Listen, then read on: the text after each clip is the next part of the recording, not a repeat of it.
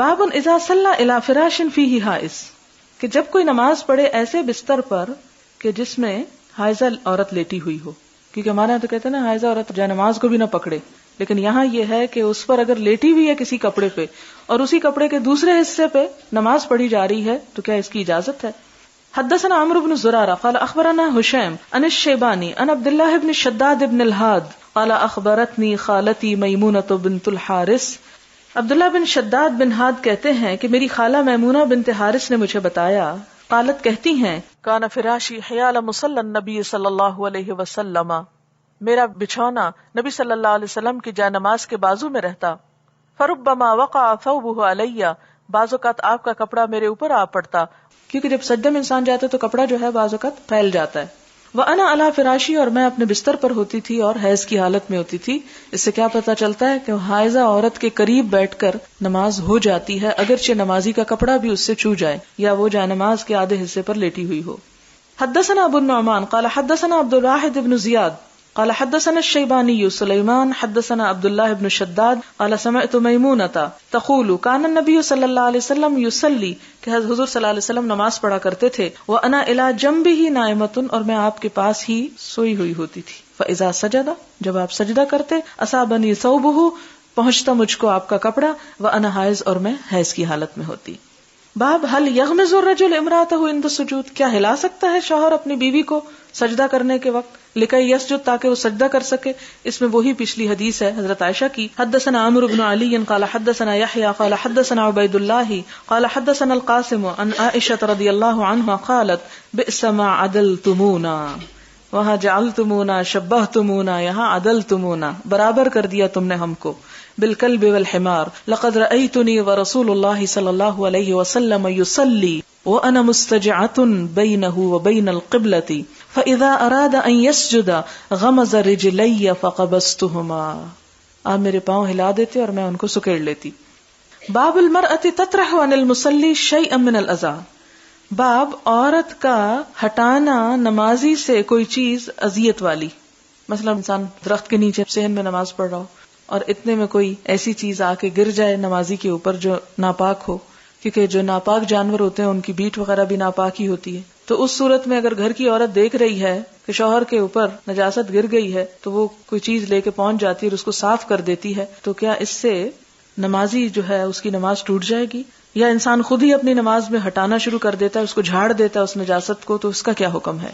حدثنا احمد بن اسحاق السورماری قال حدثنا عبید اللہ بن موسیٰ قال حدثنا اسرائیل عن ابی اسحاق عن عمرو بن میمون عن عبد اللہ قال بینما رسول اللہ صلی اللہ علیہ وسلم قائم یصلی عند الکعبۃ وجمع من قریش فی مجالسہم اذ قال قائل منہم، پیچھے حدیث گزر چکی ہے. الا تنظرون الی ھذا المرائی، دیکھ رہے ہو اس ریاکار کو، یہ جو دکھاوا کر رہا ہے. مرائی ریاکار اشارہ ہے حضور صلی اللہ علیہ وسلم کی طرف جو کفار مکہ آپ کی نماز کے وقت آپ کا مذاق اڑاتے تھے. ایکم یقوم الی جزور آل فلان فیعمد الی فرثھا ودمھا وصلاھا، پچھلی حدیث میں صرف اس غلاظت کا ذکر تھا جو بچے کے پیدا ہونے پہ نکلتی ہے، یہاں گوبر کا بھی ذکر ہے، خون کا بھی ہے اور بچہ دانی کا بھی. صلا فیجیء بہ ثم یمہلہ، پھر اس کو دیکھتا رہے، حتی اذا سجد وضعہ بین کتفیہ، جب یہ سجدہ کرے تو اس کے مونڈوں کے بیچ میں رکھ دے.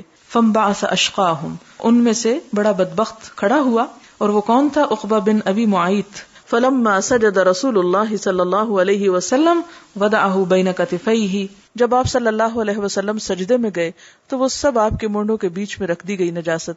وثبت النبی صلی اللہ علیہ وسلم ساجدا، آپ تو برابر سجدے ہی میں پڑے رہے. فضحکوا، اور وہ ٹھٹھے مارنے لگے. حتی مال بعضهم الى بعض من الضحك، مارے ہنسی کے ایک دوسرے پر جھک جاتے تھے. فانطلق منطلق الى فاطمہ، ایک جانے والا حضرت فاطمہ کے پاس گیا.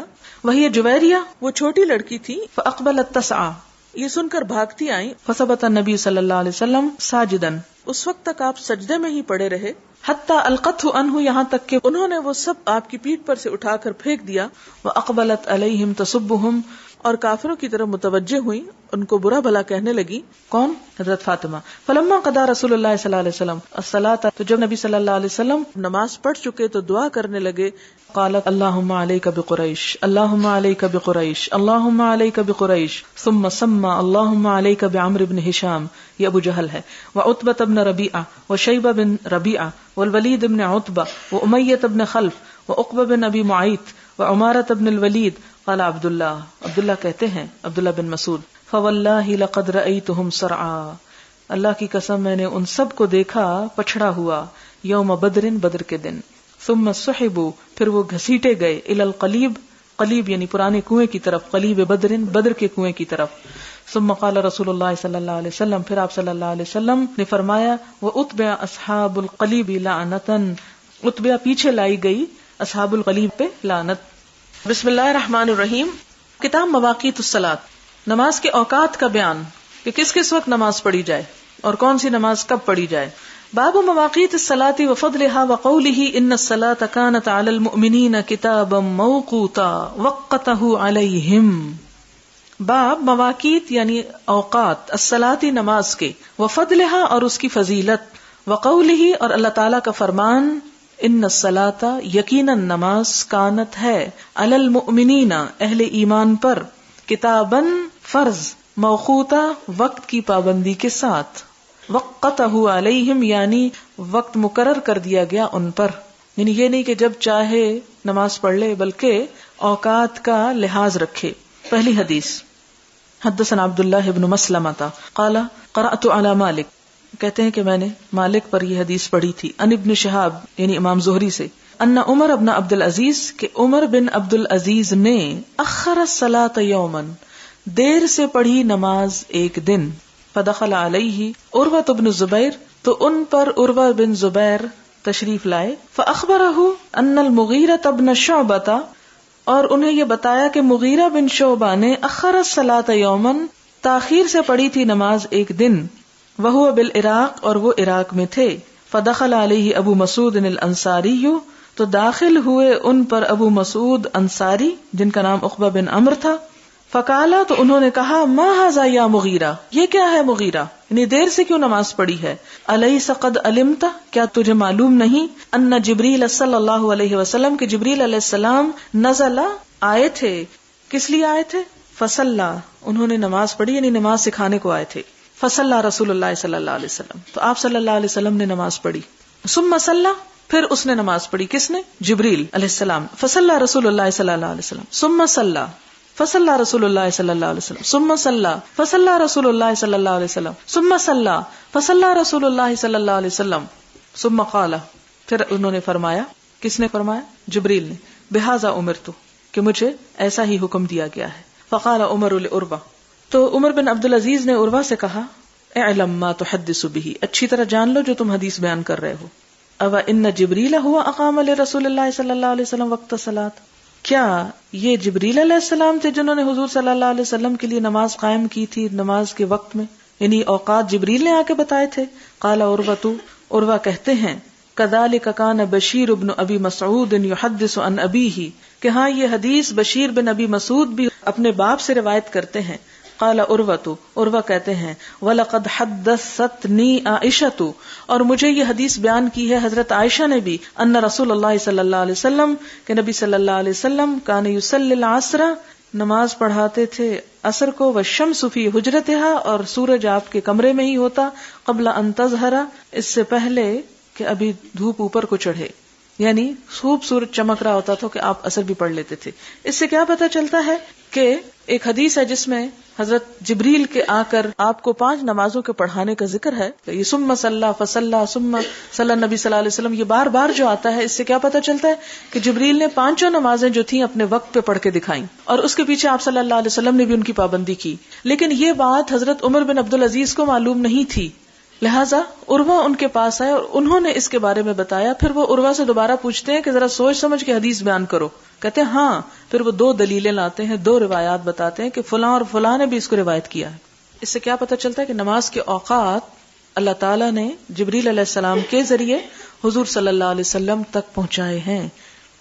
باب منیبین الیہ، قرآن پاک میں آتا ہے سورۃ روم میں کہ رجوع کرنے والے اس کی طرف، واتقوہ، اور اس سے ڈرو، واقیموا الصلاۃ، نماز قائم کرو، ولا تکونوا من المشرکین، اور مشرکین میں سے نہ ہو جاؤ. گویا نماز کا نہ پڑھنا انسان کو کس کی صف میں شمار کر دیتا ہے. حدثنا قتیبۃ بن سعید قال حدثنا عباد هو ابن عباد عن ابی جمرۃ عن ابن عباس قال قدم وفد عبد القیس علی رسول اللہ صلی اللہ علیہ وسلم فقالوا، یہ پیچھے گزر چکی ہے حدیث، صرف سن لیجئے. انا من هذا الحي من ربيعة ولسنا نصل اليك الا في الشهر الحرام فمرنا بشيء ناخذه عنك وندعو اليه من وراءنا.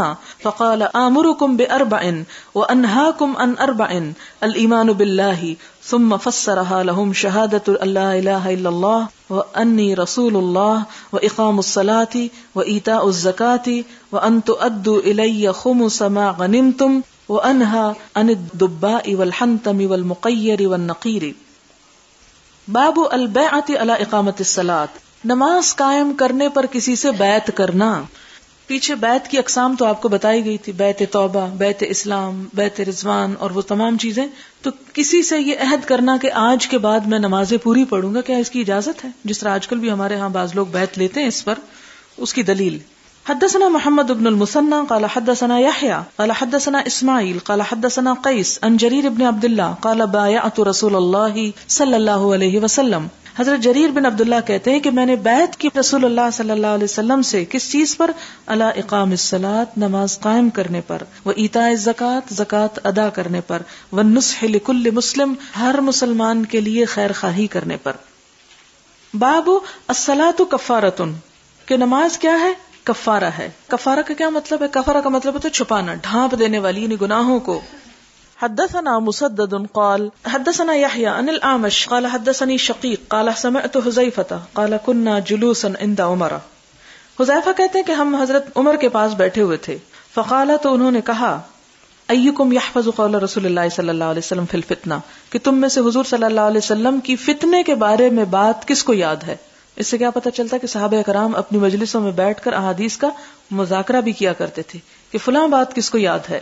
قلت انا کما قالہ، تو حضرت حذیفہ کیا کہتے ہیں؟ میں، جیسا آپ نے فرمایا ویسا ہی یاد ہے مجھ کو. اس سے کیا پتہ چلتا ہے کہ احادیث کے یاد کرنے میں وہ کتنی دقت سے کام لیتے تھے. قال انک علیہ او علیہا لجریء، یعنی یہ کس نے کہا؟ حضرت عمر نے کہا کہ تو یا تو حضور صلی اللہ علیہ وسلم پر اور یا بات کرنے والے پر دلیر ہو. قلت فتنۃ الرجل فی اہلہ ومالہ وولدہ وجارہ تکفرہ الصلاۃ.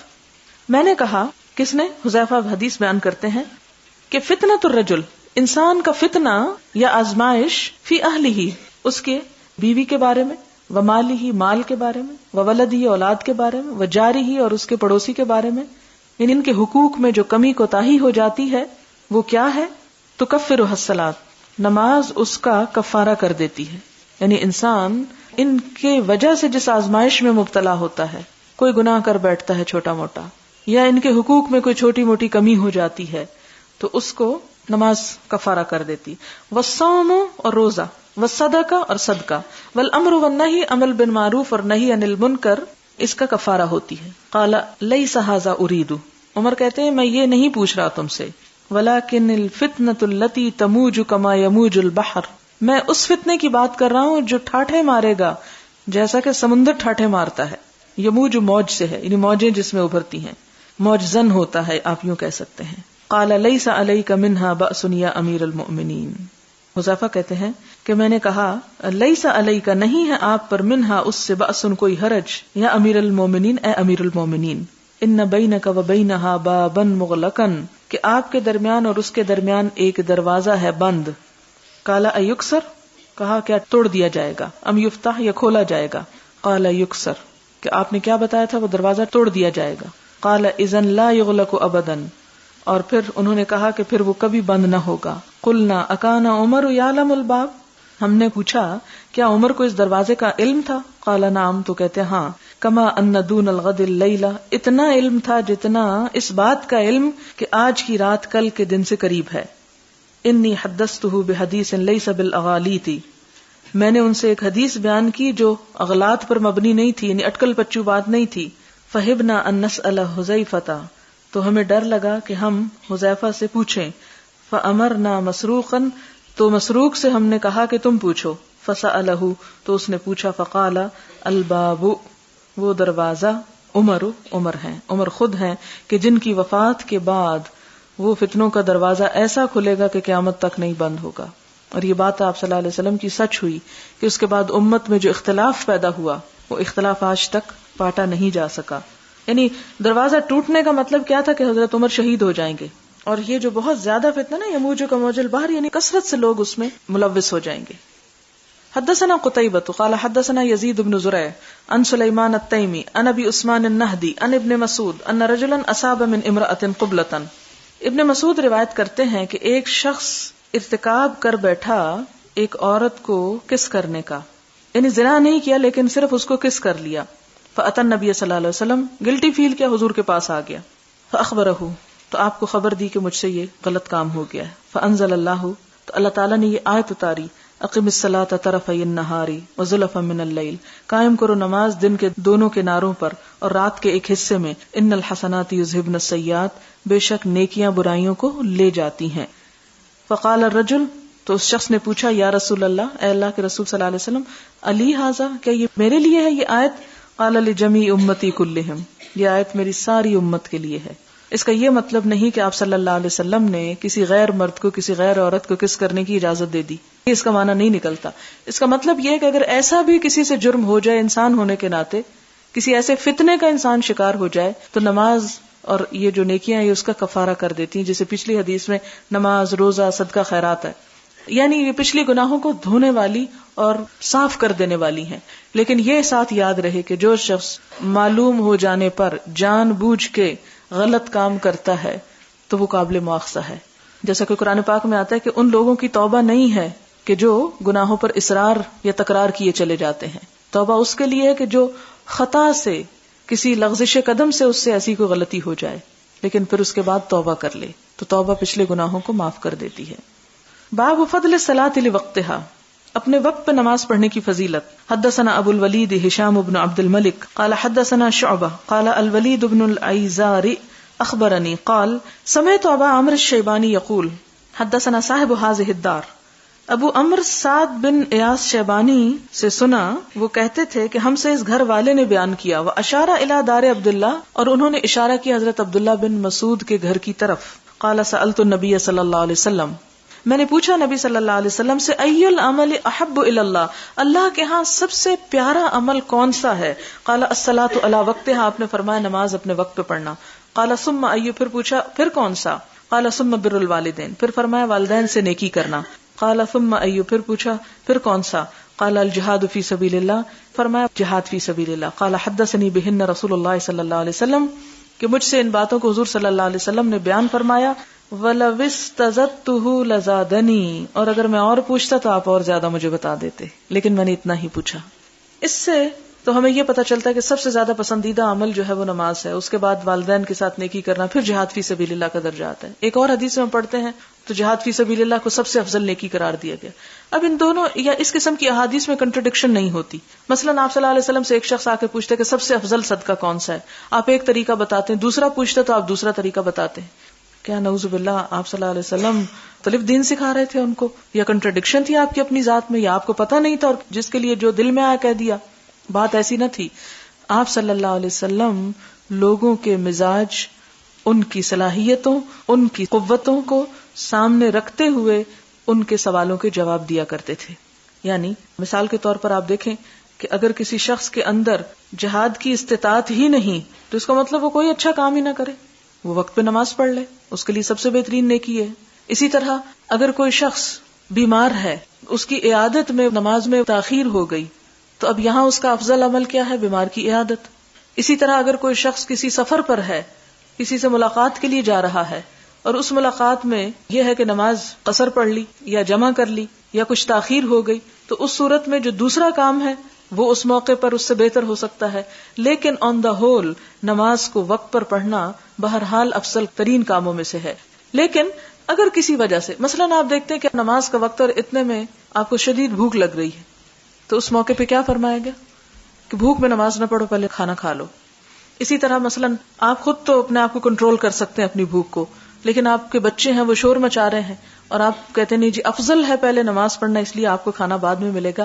نہیں، اس وقت بھوکے کو کھانا کھلانا جو ہے وہ زیادہ افضل ہے. اسی طرح کوئی ایسا شخص آ جاتا ہے کہ اچانک آپ کو مشغول کر لیتا ہے اور آپ کی نماز میں کچھ تاخیر ہو جاتی ہے، تو اس میں ہم دیکھتے ہیں کہ آپ صلی اللہ علیہ وسلم کے پاس بعض اوقات جب وفد آتے تھے تو آپ فرض پڑھنے کے بعد سنتوں میں تاخیر کر لیا کرتے تھے اور بعض اوقات کافی تاخیر کر لیتے تھے.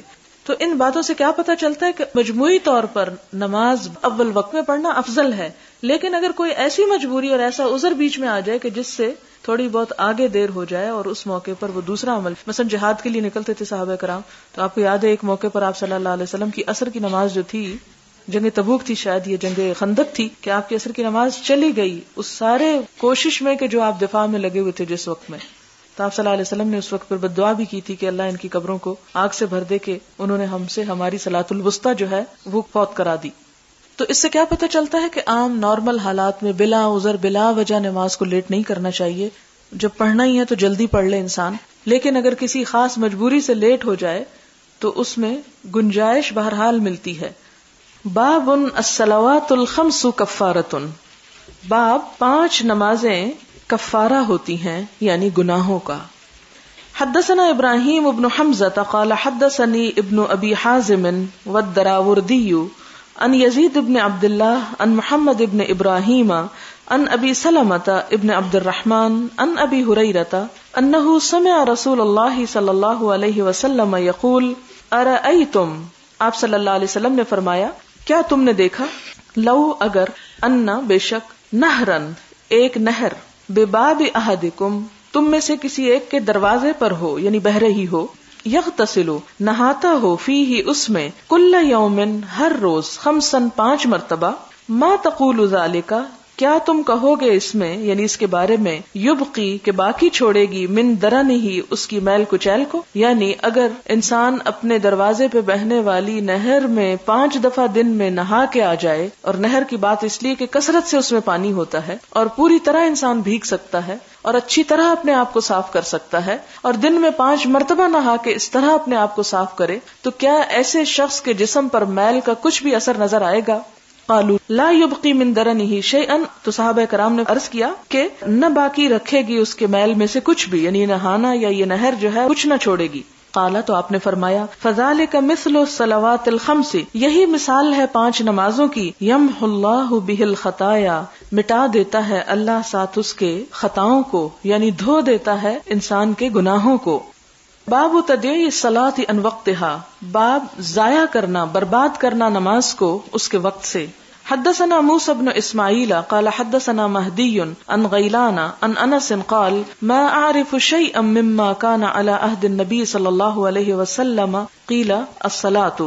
یہاں پر غیلان جو ہیں یہ حضرت انس سے روایت کرتے ہیں، غیلان بن جریر حضرت انس سے، اور حضرت انس کیا کہتے ہیں کہ ما اعرف شیئا، میں نہیں پہچانتا، نہیں دیکھتا کوئی چیز. کون سی چیز؟ مما کان علی عہد النبی صلی اللہ علیہ وسلم، ان چیزوں میں سے جو حضور صلی اللہ علیہ وسلم کے زمانے میں ہوا کرتی تھی، یعنی وہ سنتیں اب مجھے مٹتی ہوئی نظر آتی ہیں. قیلا کہا گیا الصلاۃ نماز تو ہے، یعنی نماز تو باقی ہے. قال الیس صنعتم ما صنعتم فیہا، کیا نہیں تم کرتے جو تم کرتے ہو اس میں، یعنی تمہیں پتا ہے کہ نماز کا بھی تم نے کیا حال کر دیا. مراد یہ ہے کہ اس کو بھی تاخیر سے پڑھتے ہو اور اس کا بھی پورا حق ادا نہیں کرتے جس طرح ہم لوگ حضور صلی اللہ علیہ وسلم کے زمانے میں پڑھا کرتے تھے.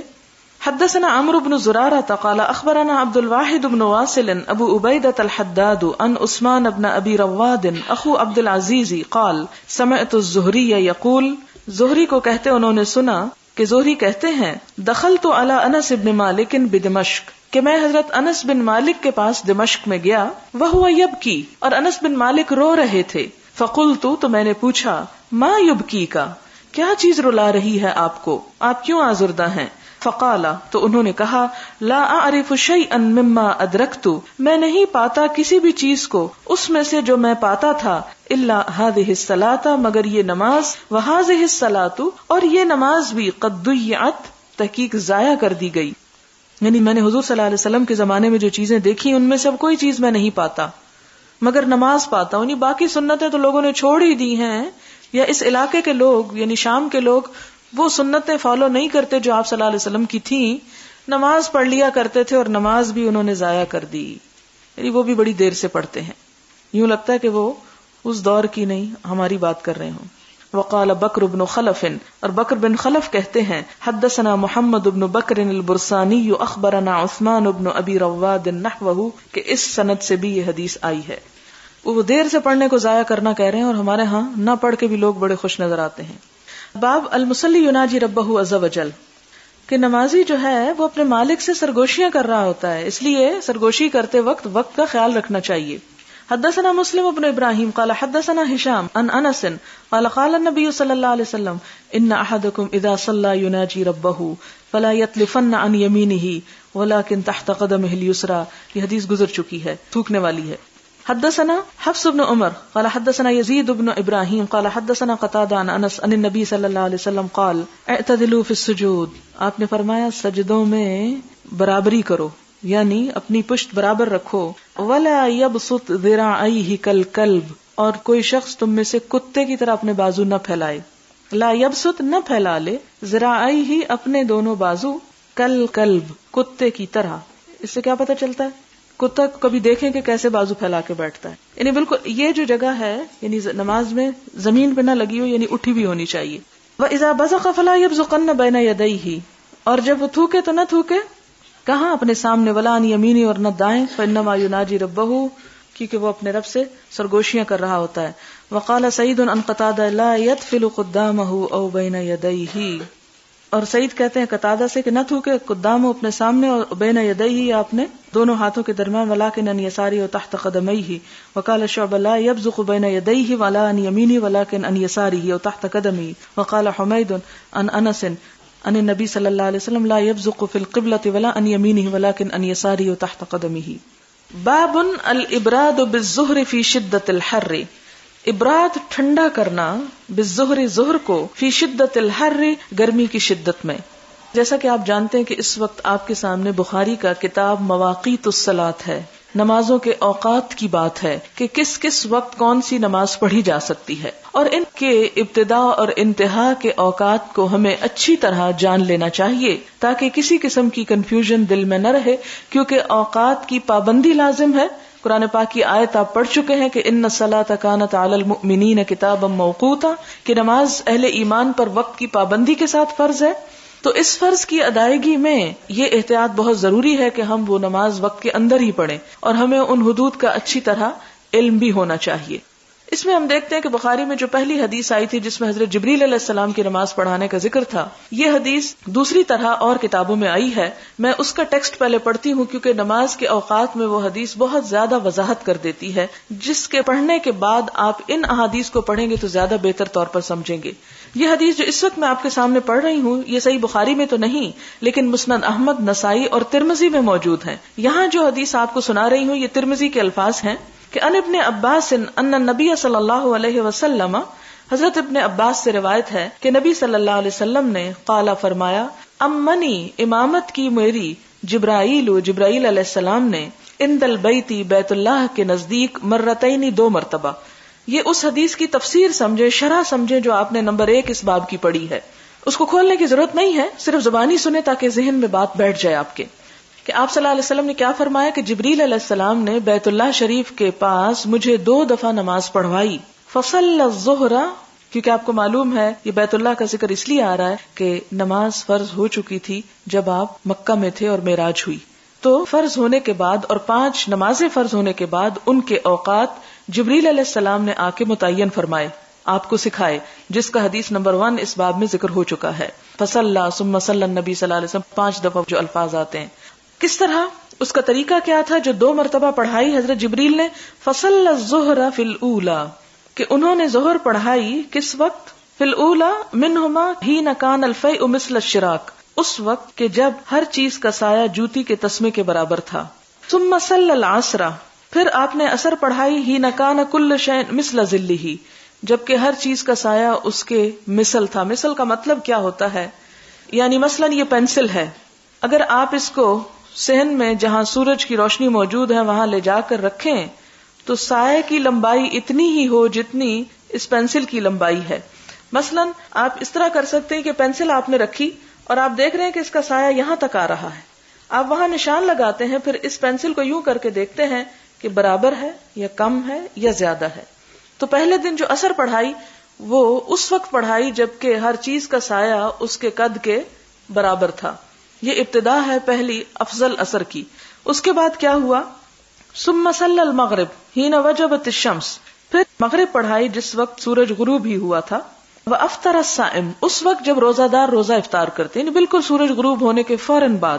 ثم صلی العشاء، پھر عشاء پڑھائی حین غاب الشفق، جب شفق غروب ہی ہوئی تھی. شفق وہ روشنی ہوتی ہے جو کلرڈ قسم کی مغرب یعنی سورج کے غروب ہونے کے فوراً بعد آسمان پہ نظر آتی ہے. ثم صلی الفجر، پھر فجر پڑھائی حین برق الفجر، جبکہ فجر جو تھی وہ شروع ہی ہوئی تھی یعنی چمک گئی تھی. وحرم الطعام علی الصائم، اور اس وقت جبکہ روزہ دار کھانا اپنے اوپر حرام کر لیتا ہے یعنی بالکل سحری کے وقت، اول وقت میں.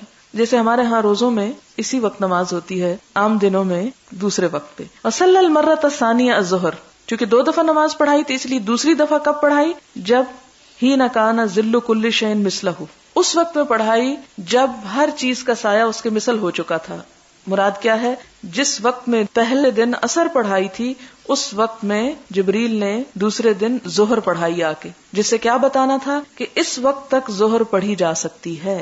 ظہر کا پہلا وقت اور ظہر کا آخری وقت ان 2 اوقات کے درمیان ہے. یعنی سورج ڈھلتے ہی، شراق النال جو لفظ آتا نا جوتی کے تسمے کے برابر، اس سے مراد یہ ہے کہ جو ہی سورج جو ہے وہ زوال ہوا. یعنی مثلا جب سورج بالکل سر پہ آ جاتا تو آپ دیکھیں کہ بعض اوقات سایہ نظر ہی نہیں آتا چیز کے ساتھ، پھر اس کے بعد تھوڑا سا نظر آنے لگتا ہے، اتنا جیسے تسمہ ہوتا ہے یعنی ہلکا سا نظر آنے لگتا ہے. یعنی ڈھلنے کے بس 5-7 منٹ 10 منٹ کے اندر تو نماز کا وقت شروع ہو جاتا ہے. اور کب تک رہتا ہے؟ جب تک کہ یہ ایک مثل نہ ہو جائے. اور عصر کا پہلا وقت کیا تھا؟ جو ہی ظہر کا وقت ختم ہوا عصر کا شروع ہو گیا، وہ اول وقت شروع ہو گیا. اب دوسرا کب ہے؟ دوسرے دن عصر کب پڑھی؟ پھر عصر دوسرے دن پڑھائی جب ہر چیز کا سایہ دگنا ہو گیا. یعنی آخری وقت کیا ہے عصر کا؟ نمبر 1 گنا اور پھر 2 گنا.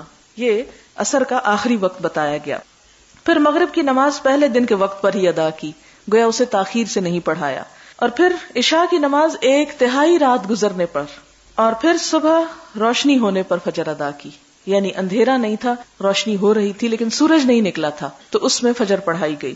پھر جبریل علیہ السلام نے میری طرف مڑ کر کہا، اے محمد صلی اللہ علیہ وسلم، تم سے پہلے انبیاء کا یہی وقت تھا اور ان 2 اوقات کے درمیان کا وقت نماز کے لیے ہے. یہ چیز اگر آپ ذہن میں رکھ لیں تو آپ کو یہ ساری احادیث جو آگے آ رہی ہیں ان کو سمجھنا آسان ہو جائے کہ اس میں مختلف احادیث آئیں گی، جس میں کسی حدیث میں ایک وقت بتایا جا رہا ہے، دوسری میں کچھ اور بتایا جا رہا ہے. پھر انسان کنفیوز ہوتا ہے کہ وقت ہے کون سا. تو کنفیوژن کی بات نہیں ہے، یہ دین کی وسعت کی بات ہے کہ دونوں لمٹس کھینچ کے بتا دی گئی کہ اس اور اس کے درمیان، لیکن ساتھ ہی یہ بتا دیا گیا کہ افضل وقت کون سا ہے جو ابتدا میں ہو. پچھلے دنوں کسی نے سوال کیا تھا کہ آپ 12:30 یہاں نماز پڑھنے کو کہہ دیتی ہیں، تو اس کی وجہ یہ تھی کہ اس وقت زوال ہو چکا ہوتا ہے، گنجائش ہے اس وقت نماز پڑھنے کی. ظہر کو تاخیر سے پڑھنے کا کب حکم ہے؟ جب شدید گرمی ہو، لوگوں کو سہولت دینے کے لیے، جس کا اب اس حدیث میں ذکر آئے گا اور آپ پڑھیں گے کہ ویسے تو اول وقت پڑھنا پسندیدہ ہے، لیکن جب شدید گرمی ہو تو تھوڑا ٹھہر کے پڑھنا بہتر ہے. اب اس کی حدیث. حدثنا ایوب بن سلیمان قال حدثنا ابو بکر عن سلیمان قال صالح بن کیسان حدثنا الاعرج عبد الرحمن وغيره عن ابي هريره ونافع مولى عبد الله بن عمر عن عبد الله بن عمر انهما حدثاه کہ ان دونوں نے حدیث بیان کی ہے ان سے. کن کن نے؟ ابن عمر اور ابو ہریرہ نے. کیا؟ ان رسول اللہ صلی اللہ علیہ وسلم، نبی صلی اللہ علیہ وسلم سے. انہ قال کہ انہوں نے فرمایا، اذا اشتد الحر، جب گرمی شدید ہو جائے، فابردوا بالصلاۃ، تو نماز ذرا ٹھنڈی کر کے پڑھو. برد کہتے ہیں ٹھنڈک کو، یعنی ذرا ٹھہر کے پڑھو، یعنی بالکل سورج ڈھلتے ہی نہ کھڑے ہو جاؤ بلکہ ذرا تاخیر کرو. لیکن یہ کن دنوں کی بات ہے؟ جب شدید گرمی ہو، عین دوپہر. اور دوپہر آپ دیکھیں کہ مکہ کی دوپہر اور آج کل کی دسمبر کی یہاں کی دوپہر میں بہت فرق ہے. فإن شدت الحر من فیح جہنم، کیونکہ شدت حر یا شدت گرمی جو ہے، گرمی کی شدت جو ہے، یہ جہنم کی بھاپ سے ہے. یعنی اس کا ریزن جہنم کی بھاپ بتایا گیا، یا اس سے بطور مثال یہ بات سمجھائی گئی. تو اب آپ کے ذہن میں رہے کہ ظہر کا ابتدائی وقت کیا تھا اور انتہا کیا تھی، اور گرمیوں میں کہاں تک جانے کی رخصت دی گئی. اس کی مزید وضاحت اگلی حدیث میں ہوگی کہ ابردو کا مطلب کیا ہے، کتنی ٹھنڈک. یہ تو نہیں کہ عصر کے وقت ہی ظہر پڑی جائے. حدثنا ابن بشار قال حدثنا غندر قال حدثنا شعبة عن المهاجر ابي الحسن سمع زيد بن وهب عن ابي ذر قال اذن مؤذن النبي صلی اللہ علیہ وسلم الظہر. اذان دی آپ صلی اللہ علیہ وسلم کے مؤذن نے ظہر کی. فقال، تو آپ نے فرمایا ابرد ابرد، ٹھنڈا کرو ٹھنڈا کرو. او قال انتظر انتظر، یا فرمایا انتظار کرو انتظار کرو، یعنی ذرا ٹھہر جاؤ. وقال، اور آپ نے فرمایا شدت الحر من فیح جہنم، کہ گرمی کی شدت جو ہے یہ جہنم کی بھاپ کی وجہ سے ہے. فاذا اشتد الحر، جب شدید ہو جائے گرمی، فابردوا عن الصلاۃ، تو ٹھنڈا کرو نماز کو. حتی رأینا فیء الطلول، کتنا ٹھنڈا، یہاں تک کہ ہم نے ٹیلوں کا سایہ دیکھا. یہ ٹیلوں کے سائے کی بات کیا ہے کہ ظاہر ہے کہ لوگ دور دور سے نماز پڑھنے کے لیے آیا کرتے تھے، تو اتنی انہیں فرصت مل جائے کہ ٹیلے کا کچھ سایہ ہو جس میں وہ چل کے آ سکیں، یعنی ان کی سہولت کے لیے. یعنی اگرچہ وقت شروع ہو جاتا ہے زوال کے فوراً بعد، لیکن تاخیر کیوں کی جاتی ہے کہ ذرا سا سایہ ہو، ورنہ گرمی جب ہوتی ہے تو شام تک بھی گرمی ختم نہیں ہوتی. تو ابردو کا مطلب یہ نہیں ہے کہ آپ رات کو ٹھنڈک جب ہو جائے تو دن کی نمازیں پڑھ لو. مراد اس سے یہ ہے کہ ایک عین زوال سر پہ سورج ہے، اور دوسرا یہ ہے کہ ذرا سے سائے بننے شروع ہو گئے ہیں. ایک مثل تک تو نہیں گیا، یعنی اس چیز کے قد کے برابر تو نہیں، لیکن اتنا کہ جس سے تھوڑا تھوڑا شیڈ آ جائے اور لوگ اس شیڈ میں گزر کے نماز کے لیے آ سکیں. جو لوگ حج یا عمرے کے لیے گئے ہوں انہیں اس چیز کا اچھی طرح اندازہ ہوگا کہ وہاں ظہر کی اذان جو ہے 12:30 ہو جاتی، اور نکلتے نکلتے 10-15 منٹ وہ اور اوپر کر دیتے ہیں نماز شروع کرنے میں. تو اس دوران آپ نوٹس کریں کہ بعض اوقات آپ عمارتوں کے پاس سے گزرتے ہیں تو تھوڑا تھوڑا سایہ آپ کو مل جاتا ہے. یہ اسی طرف اشارہ ہے، یہ اسی سنت کی پیروی میں ہے. جبکہ ہمارے ہاں کب شروع ہوتا ہے؟ جب خوب لمبے ہو جائیں. اگلی حدیث ہے حدثنا علی بن عبد اللہ قال حدثنا سفیان قال حفظناه من الزهري عن سعید بن المسیب عن ابی ہریرہ عن النبی صلی اللہ علیہ وسلم قال اذا اشتد الحر فابردوا بالصلاة. حضرت ابو ہریرہ کہتے ہیں کہ نبی صلی اللہ علیہ وسلم نے فرمایا جب سخت ہو جائے گرمی تو کیا کرو، ٹھنڈا کر کے پڑھو نماز کو. فإن شدت الحر، یعنی ٹھنڈک سے مراد یہاں سایوں کی ٹھنڈک ہے. فإن شدت الحر من فیح جہنم، کیونکہ گرمی کی شدت جو ہے جہنم کی بھاپ سے ہے. واشتکت النار، اور آگ نے شکایت کی، الی ربہا، اپنے رب سے. فقالت، تو کہنے لگی، یا رب اکل بعدی بعدا، اے میرے رب کھا لیا ہے میرے بعض حصے نے بعضن بعض کو. یعنی اتنی شدید گرمی ہوتی ہے یا اتنی شدید آگ ہے جہنم کی کہ وہ آگ کسی اور کو تو کیا کھائے گی، وہ اپنے آپ کو بھی کھاتی چلی جاتی. یعنی اتنا غضب ہے. اور جیسا کہ آپ قرآن پاک میں پڑھتے ہیں کہ سمعوا لها شہیقا وہی تفور، کہ اس کے آوازیں سن رہے ہوں گے اور وہ جوش مار رہی ہوگی اور ہولناک آوازیں اس سے نکل رہی ہوں گی. اور جہنم کے جو مناظر ہیں وہ قرآن پاک میں بہت زبردست طریقے سے بیان کیے گئے، تو یوں لگتا ہے جیسے کوئی لیونگ تھنگ ہے. جہنم کے کلام کا بھی ذکر آتا ہے، جہنم کی لپٹ کا آتا ہے کہ تدعو من ادبر و تولا، کہ جہنم پکار لے گی، پکڑ لے گی پیچھے سے جو بھی جا رہا ہوگا بھاگ کر، یہ جس نے بھی دنیا میں حق سے منہ موڑا. پھر اسی طرح یہ کہ وہ ان کی چہرے کی کھال چاٹ کھائے گی. اور یعنی یوں لگتا ہے کہ جہنم جیسے کوئی زندہ چیز ہے جو یہ سب کچھ کرتی نظر آ رہی ہے. تو اس لیے جب یہاں پر فرمایا گیا کہ جہنم نے کہا کہ اے رب میرے بعض نے بعض حصے کو کھا لیا ہے، یعنی نگلتی جا رہی ہے ہر چیز کو اور بھڑکتی جا رہی ہے، تو اس وقت اللہ تعالیٰ نے اس کو ایک اجازت دی. وہ کیا تھی؟ فَأَذِنَ لَهَا بِنَفَسَيْنِ، نفس کہتے سانس کو. تو اللہ تعالیٰ نے اس کو 2 سانس لینے کی اجازت دی. نَفَسٍ فِي الشِّتَاءِ، ایک سانس سردیوں میں، شتا سردی، وَنَفَسٍ فِي الصَّيْفِ، اور ایک سانس گرمیوں میں. أَشَدُّ مَا تَجِدُونَ مِنَ الْحَرِّ، جس کی وجہ سے شدید پاتے ہو تم جو گرمی میں سے، وَأَشَدُّ مَا تَجِدُونَ مِنَ الزَّمْهَرِيرِ، اور شدید ترین پاتے ہو جو تم ٹھنڈک میں سے. زمہریر کہتے ہیں ٹھنڈک کو. چونکہ آپ دیکھیں کہ ہر چیز جوڑے میں بنی ہے، تو اسی طرح جہنم میں بھی جوڑا ہے. جہنم کا ایک حصہ شدید ترین گرم ہے جو آگ ہے، اور دوسرا حصہ جو ہے وہ زمہریر ہے جو شدید ٹھنڈا ہے، شدید ترین ٹھنڈا ہے، اور اس سے وہ بیلنس قائم ہو جاتا ہے اس کا. اور جب ٹھنڈک والا حصہ سانس لیتا ہے تو وہ کیا ہے؟ ٹھنڈ ہو جاتی ہے. یا دوسرے معنوں میں وہ اندر کو سانس لیتی ہے تو ٹھنڈ ہو جاتی، باہر کو نکالتی ہے تو گرمی پھیل جاتی ہے. یہ حدیث جو ہے یہ متشابہات میں سے ہے. اور ایسی احادیث کا معنی کرنے کے لیے ہمیں کیا کرنا چاہیے، چند چیزوں کو ذہن میں رکھنا چاہیے، پھر شاید آپ اس بات کو سمجھ سکیں۔ قرآن پاک میں آپ یہ تو پڑھ چکے ہیں، اللہ تعالیٰ فرماتے ہیں وَمَا أُوتِيتُم مِّنَ الْعِلْمِ إِلَّا قَلِيلًا، کہ تمہیں علم میں سے بہت کم حصہ ملا ہے۔ ایک اور جگہ پر فرمایا گیا وَلَا يُحِيطُونَ بِشَيْءٍ مِّنْ عِلْمِهِ إِلَّا بِمَا شَاءَ، کہ وہ اللہ تعالیٰ کے علم میں سے کسی چیز کا احاطہ نہیں کر سکتے مگر کتنا، الا بما شاء، جتنا وہ خود چاہتا ہے کسی کو دینا، اس سے زیادہ کوئی آگے جا نہیں سکتا، اس کی سرحدوں کو کوئی پار نہیں کر سکتا، اس کے علم تک کسی کی رسائی ہو نہیں سکتی۔ آپ دیکھیں کہ جب مثال کے طور پر سائنس کسی ایسی حقیقت کا انکشاف کرتی ہے جو ہماری سمجھ میں نہیں آتی، تو ہم کیا کرتے ہیں، خوش ہوتے ہیں، حیران ہوتے ہیں، اچھا یہ بھی سائنس نے ڈسکور کر لیا۔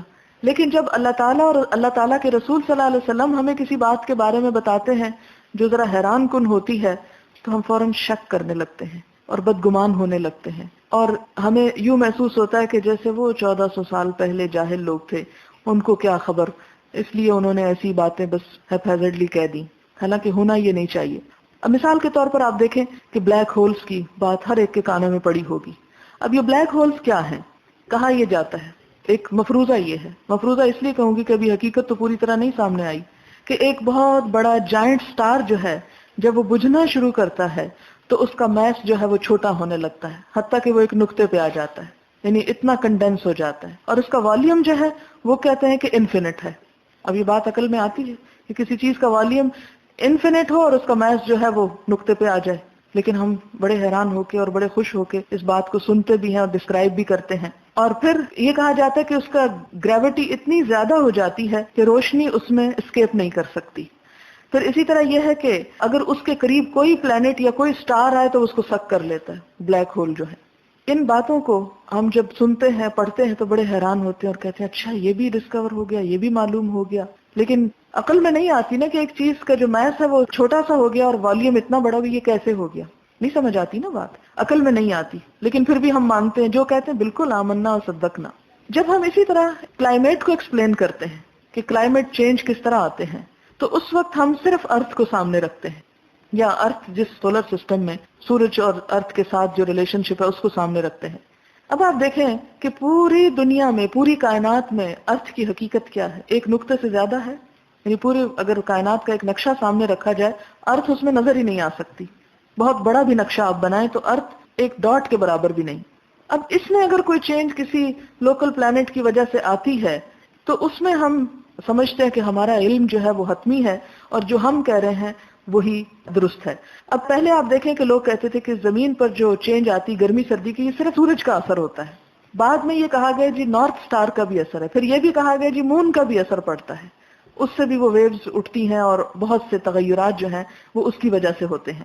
اب آپ دیکھیں کہ اگر اس کی وجہ سے ہم نے ایک کے بعد ایک کو اس کا سبب بتایا، تو کیا یہ ممکن نہیں کہ ایک دن ایسا آئے کہ جب ہم یہ سبب بھی ڈھونڈنے تک پہنچ جائیں کہ ہاں بھی جہنم کا بھی اس میں ایک اثر جو ہے وہ موجود ہے۔ پھر اسی طرح ہم دیکھتے ہیں کہ سورج کے اندر جو گیسز ہیں وہ جل رہی ہیں اور اس کی وجہ سے جو ہے انرجی اس سے نکل رہی ہے اور طوفان برپا ہے اور وہاں ہر وقت ایک آگ لگی ہوئی ہے۔ کبھی ہم نے سوچا کہ وہ آگ کہاں سے آتی ہے، اس کا سورس کیا ہے، یعنی اس کا انرجی سورس کیا ہے، کچھ پتہ نہیں ہمیں، بس اتنا ہم کہتے ہیں کہ جی بہت طوفان برپا ہے آگ کے، وہاں ایک کے بعد ایک وہ اٹھ رہے ہیں سب کچھ۔ تو اب ہو سکتا ہے کہ جہنم کا جو اثر ہے وہ براہ راست سورج پہ آتا ہو اور سورج سے وہ ہماری زمین تک منتقل ہوتا، یہ بھی ایک مفروضہ ہے، اس کی کوئی حقیقت نہیں ہو سکتی، لیکن چھوٹی سی سمجھنے کی کوشش ہو سکتی ہے۔ تو ایسی احادیث جب سامنے آئیں جو آپ کی عقل کے خلاف ہوں یا سائنس کے مفروضوں کے خلاف ہوں، تو وہ خضر علیہ السلام کی بات یاد کر لیا کریں جس میں وہ کہتے ہیں کہ ہمارا علم اس کائنات کے مقابلے میں اور اللہ تعالیٰ کے علم کے مقابلے میں اتنا ہے جیسے ایک چڑیا کشتی پہ 2 دفعہ چونچ مارے اور اس کے منہ میں کتنا آئے گا، وہ دانا یا پانی کا وہ قطرہ۔ تو اگر ہم نے پانی کے قطرے کو ہی ابھی پایا ہے تو ہمیں یہ حق کہاں سے مل گیا کہ ہم ان احادیث کو جھٹلا بیٹھے۔ بہرحال اللہ عالم بالصواب۔ حدثنا عمر بن حفص قال حدثنا ابي قال حدثنا الاعمش حدثنا ابو صالح عن ابي سعيد قال قال رسول الله صلی اللہ علیہ وسلم کہ نبی صلی اللہ علیہ وسلم نے فرمایا ابردوا بالظہر، ظہر کو ٹھنڈا کرو، فان شدۃ الحر من فیح جہنم، کیونکہ گرمی کی شدت جو ہے یہ جہنم کی بھاپ ہے۔ تابعوا سفیان و یحییٰ و ابو عوانہ عن الاعمش۔ باب الابراد بالظہر فی السفر، سفر میں ظہر کی نماز کو ٹھنڈا کر کے پڑھنا. حدثنا آدم بن ابی ایاس قال حدثنا شعبة قال حدثنا مهاجر ابو الحسن مولا لبني تيم الله قال سمعت زيد بن وهب عن ابي ذر الغفاري قال كنا مع النبي صلى الله عليه وسلم في سفر. ابو ذر غفاری کہتے ہیں رضی اللہ تعالی عنہ کہ ہم نبی صلی اللہ علیہ وسلم کے ساتھ ایک سفر میں تھے. فاراد المؤذن للظهر، تو مؤذن نے ارادہ کیا ظہر کی اذان کا. فقال النبی صلی اللہ علیہ وسلم، تو نبی صلی اللہ علیہ وسلم نے فرمایا ابرد، ٹھنڈا کرو، ابھی ذرا ٹھہر جاؤ. ثم اراد ان یؤذن، پھر اس نے اذان کا ارادہ کیا. فقال له ابرد، آپ نے فرمایا ذرا ٹھنڈا کرو. حتی رأینا فیء الطلول، یہاں تک کہ ہم نے ٹیلوں کا سایہ دیکھا. فقال النبی صلی اللہ علیہ وسلم، آپ صلی اللہ علیہ وسلم نے فرمایا ان شدت الحر من فیح جہنم، کہ گرمی کی سختی دوزخ کی بھاپ سے ہوتی ہے. فاذا اشتد الحر، جب گرمی شدید ہو جائے، فابردوا بالصلاۃ، تو نماز کو ٹھنڈا کر لیا کرو. وقال ابن عباس، اور ابن عباس کہتے ہیں تتفیع یعنی تتمیل، تتفیع کا معنی ہے مائل ہونا. چونکہ قرآن پاک میں یہ لفظ آیا ہے سایوں کے ڈھلنے کے لیے، تو اس سے فے کا لفظ پیچھے آیا ہے. فے الطلول جو لفظ آیا نا، تو فے سائے کو کہتے ہیں. تو یہ تفیع کا مطلب ہوتا ہے مائل ہونا، یعنی سایہ بننا کسی چیز کا. امام بخاری نے چونکہ لفظ قرآن میں آیا اس لیے ابن عباس کے حوالے سے اس کی تفسیر بھی ساتھ ہی بیان کر دی ہے.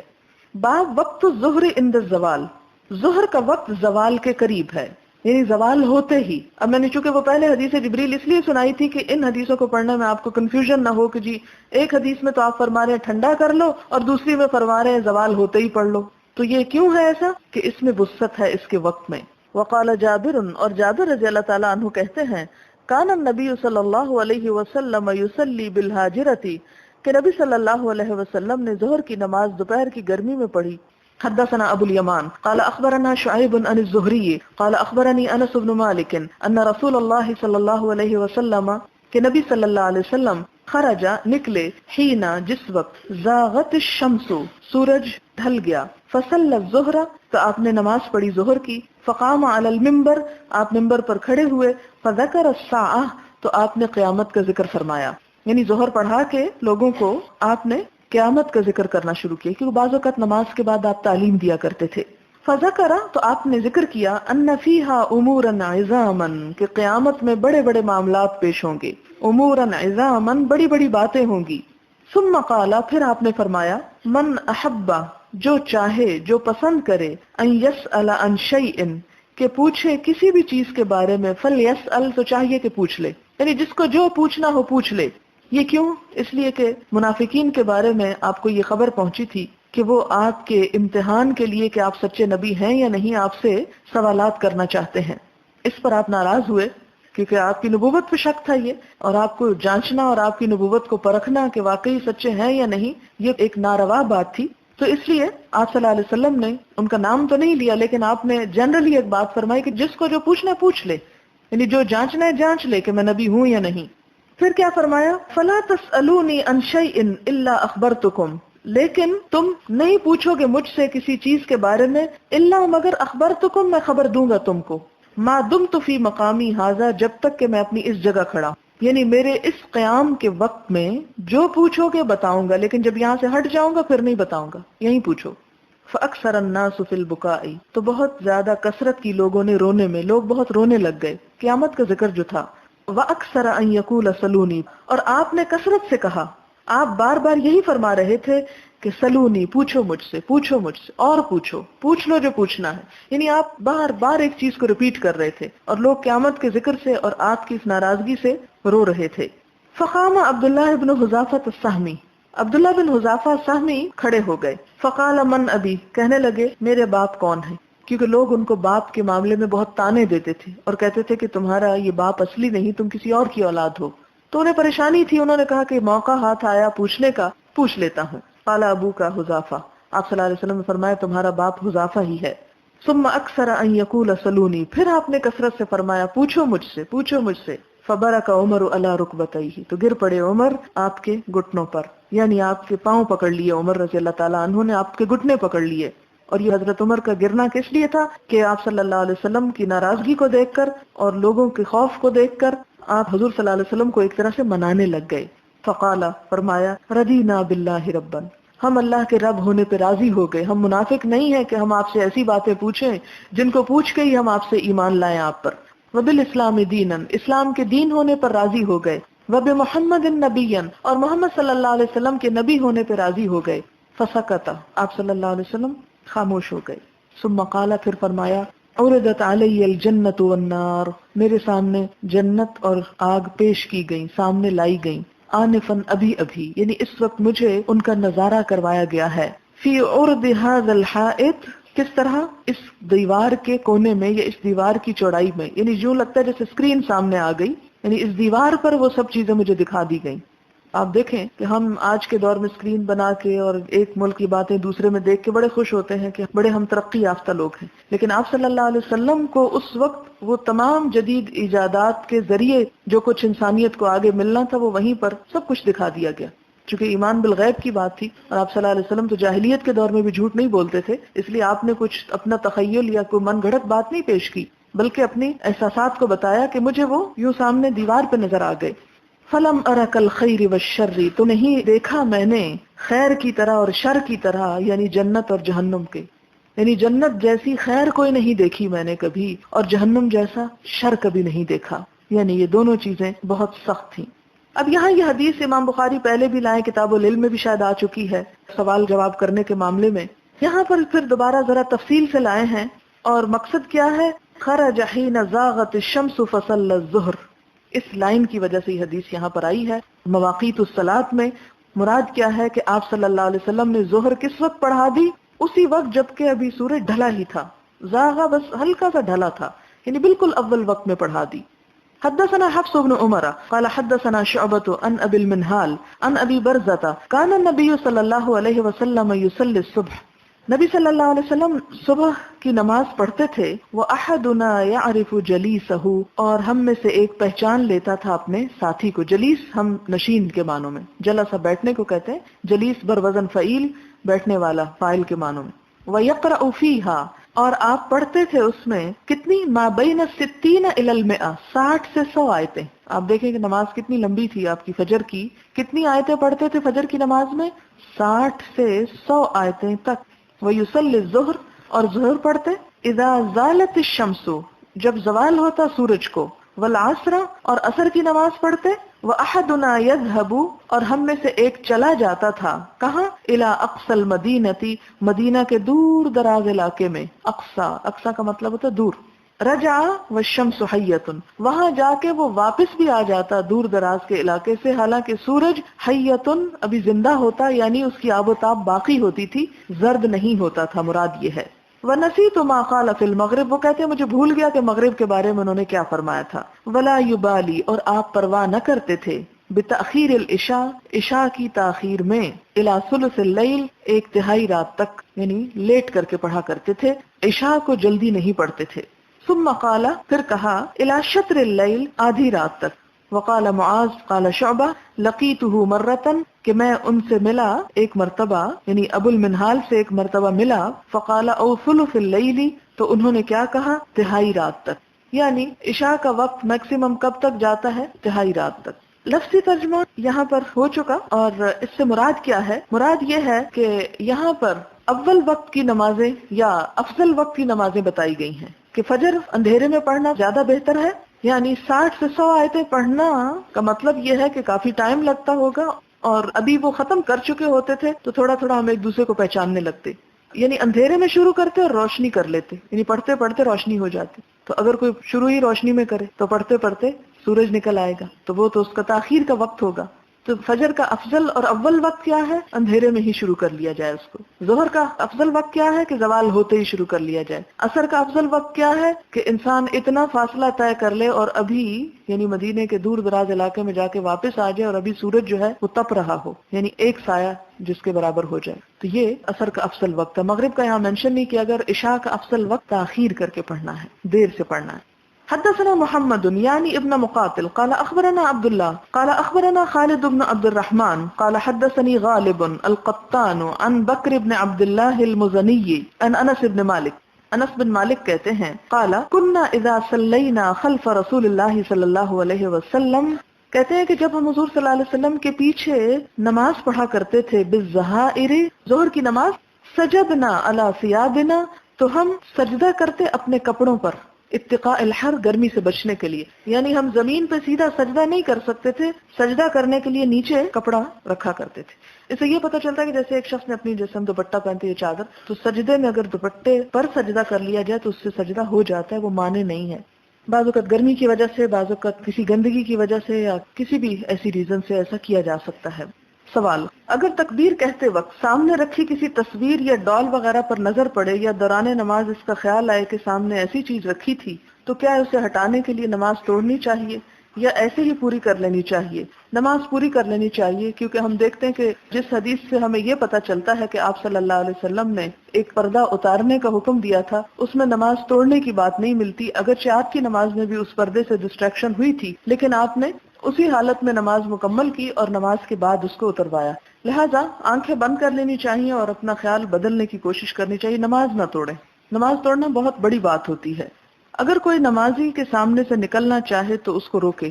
سوال: خانہ کعبہ میں بہت رش ہوتا ہے، طواف کے وقت بعض لوگ مقام ابراہیم کے پاس نماز پڑھتے ہیں، جو طواف کرنے والوں کے لیے سخت رکاوٹ کا باعث بنتے ہیں. سخت رش میں آپ ادھر ادھر سے بھی نہیں نکل سکتے، مجبوراً سامنے سے گزرنا پڑتا ہے. اس صورت میں کیا کرنا چاہیے؟ مجبوری کی بات اور ہے، اگر آپ اس کی نماز کے سجدے کی جگہ کے آگے سے گزریں تو وہاں سے تو ویسے گزر سکتے ہیں، لیکن اگر اتنا ہی رش ہو کہ بالکل نمازی کے ساتھ سے گزر رہے ہیں تو آپ کو گزر جانا چاہیے، کیونکہ آپ کے رکنے سے پورا ریلا جو ہے پیچھے رک جائے گا اور بہت زیادہ مشکل پیش آئے گی. اس لیے ایسی مجبوری میں گزرا جا سکتا ہے. نمازی کے سامنے سے گزرنے کا گناہ یہاں یہ ایکسپلین کر دیں. مثلا ایک کمرے میں جہاں نماز باجماعت ہونے والی ہے، وہاں کچھ لوگ پہلے سنتیں پڑھنے میں مشغول ہوتے ہیں. ایسے میں جب مزید لوگ فرض جماعت میں شامل ہونے کے لیے کھڑا ہونا چاہتے ہیں تو نمازیوں کو کراس کرنا پڑتا ہے. آگے سے نہ کریں، بیچ میں سے کر کے نکل جائیں. یہ کوشش کریں کہ آپ جب نکلنا چاہیں تو ایک جائزہ لے لیں کہ کہاں کہاں سے آپ کو رستہ مل سکتا ہے، کیونکہ جب لوگ سنتیں پڑھ رہے ہوتے تو جڑ کے بعض اوقات نہیں کھڑے ہوتے، تو بیچ میں یعنی آپ سیدھے آ جائیں، پھر آپ دیکھیں تو تھوڑا زگ زیگ ہو کے بھی نکل سکتے ہیں کسی کو بھی کراس کیے بغیر. کیا گدھے اور کتے کے گزرنے سے نماز ٹوٹ جائے گی اگرچہ سترا بھی ہو؟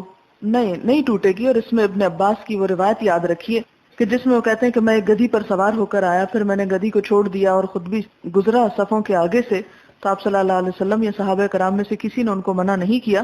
تو اس سے پتہ چلتا ہے کہ نماز ٹوٹتی نہیں ہے. بعض لوگ کہتے ہیں کہ جب تک اذان نہ سنو نماز نہیں پڑھنی چاہیے، لیکن چونکہ پاکستان میں خصوصاً ظہر اور عصر کی اذانیں دیر سے ہوتی ہیں، کیا نماز پڑھی جا سکتی ہے؟ جی، اگر وقت شروع ہو جائے تو نماز پڑھی جا سکتی ہے. اذان کا سننا شرط نہیں ہے، اور اذان ہوتی اس لیے کہ لوگوں کو بلایا جائے. لیکن اگر کہیں پر عادتاً بہت تاخیر کی جاتی ہے تو ایسی تاخیر میں آپ اس سے پہلے بھی ضرورتاً یا اول وقت کے لحاظ سے نماز پڑھ سکتے ہیں. جس طرح نفل نماز میں قرآن کو دیکھ کر پڑھ سکتے ہیں، کیا وطروں میں بھی قرآن دیکھ کر پڑھ سکتے ہیں؟ اس تکلف کی ضرورت کیا ہے؟ یعنی نفل میں تو یہ ہے کہ لمبی رکعت آپ کو کرنی ہے، تو وطر میں کوئی مجبوری نہیں ہے، اس میں آپ نارمل پڑھیں. اور اس طرح کے کاموں سے ذرا بچنے کی کوشش کریں، کیونکہ اگر ہم اس چیز کو بہت عام کر دیں کہ ہر نماز میں لوگ کھول کے کھڑے ہو جائیں تو پھر اس میں تو یاد کرنے کا شوق کسی کو بھی نہیں رہے گا. ہمارے محلے کی مسجد میں خواتین کے لیے الگ جگہ بنی ہوئی ہے جہاں خواتین عموماً جمعے کی نماز اور تراویح ادا کرنے کے لیے آتی ہیں. کیا اس جگہ عورتوں کے لیے درس و تدریس ہو سکتی ہے؟ کیونکہ ہو سکتا ہے اکثر عورتیں پاک نہ ہوں. جی ہاں، اگر ایسی جگہ کہ جہاں 5 وقت نماز نہیں ہوتی، یعنی سائیڈ روم ہے جہاں کبھی کبھار اس کو نماز کے لیے استعمال کر لیا جاتا ہے، تو اس جگہ پر ایسی عورتیں بھی جا سکتی ہیں. لیکن مین جو مصلی ہے جہاں دن میں 5 وقت نماز ہوتی، وہاں نہیں جانا چاہیے. حضرت عمر نے فرمایا، میں اس فتنے کو نہیں پوچھتا، میں تو وہ فتنہ پوچھتا ہوں جو سمندر کی موجوں کی طرح پھیل جائے گا. یہاں کن فتنوں کی طرف اشارہ ہے؟ یعنی حضرت عمر کی وفات کے بعد کیا کیا فتنے پھیلے؟ اس میں سب سے بڑا فتنہ تو یہ کہ حضرت عثمان کی شہادت ہوئی، جس سے مسلمانوں کے اندر کافی اختلاف پیدا ہوا. پھر حضرت علی کی شہادت ہوئی. حضرت معاویہ کی وفات کے بعد اور زیادہ فتنے پھیلے جب ان کے بیٹے یزید پہ بیعت لینے کے لیے کہا گیا. پھر اسی طرح یہ کہ کثرت سے فتوحات ہو گئی تھی، اور کثرت سے فتوحات کی وجہ سے مال بہت زیادہ آ گیا تھا مسلمانوں کے پاس. اور آپ احادیث میں پڑھیں گے کہ آپ صلی اللہ علیہ وسلم فرمایا کہ میں اپنی امت میں مال کی کثرت سے بڑھ کر کسی فتنے سے نہیں ڈرتا، کہ میری امت کا فتنہ مال ہوگا، کہ مال کی وجہ سے وہ اپنے اصل مقصد سے غافل ہو جائیں گے. تو مال جہاں بہت بڑی نعمت بھی ہے، وہاں بہت بڑی آزمائش بھی ہے. اور آزمائش انسان کی کیا ہے دراصل؟ کہ انسان کو اللہ سے غافل کر دینے والی چیز ہے.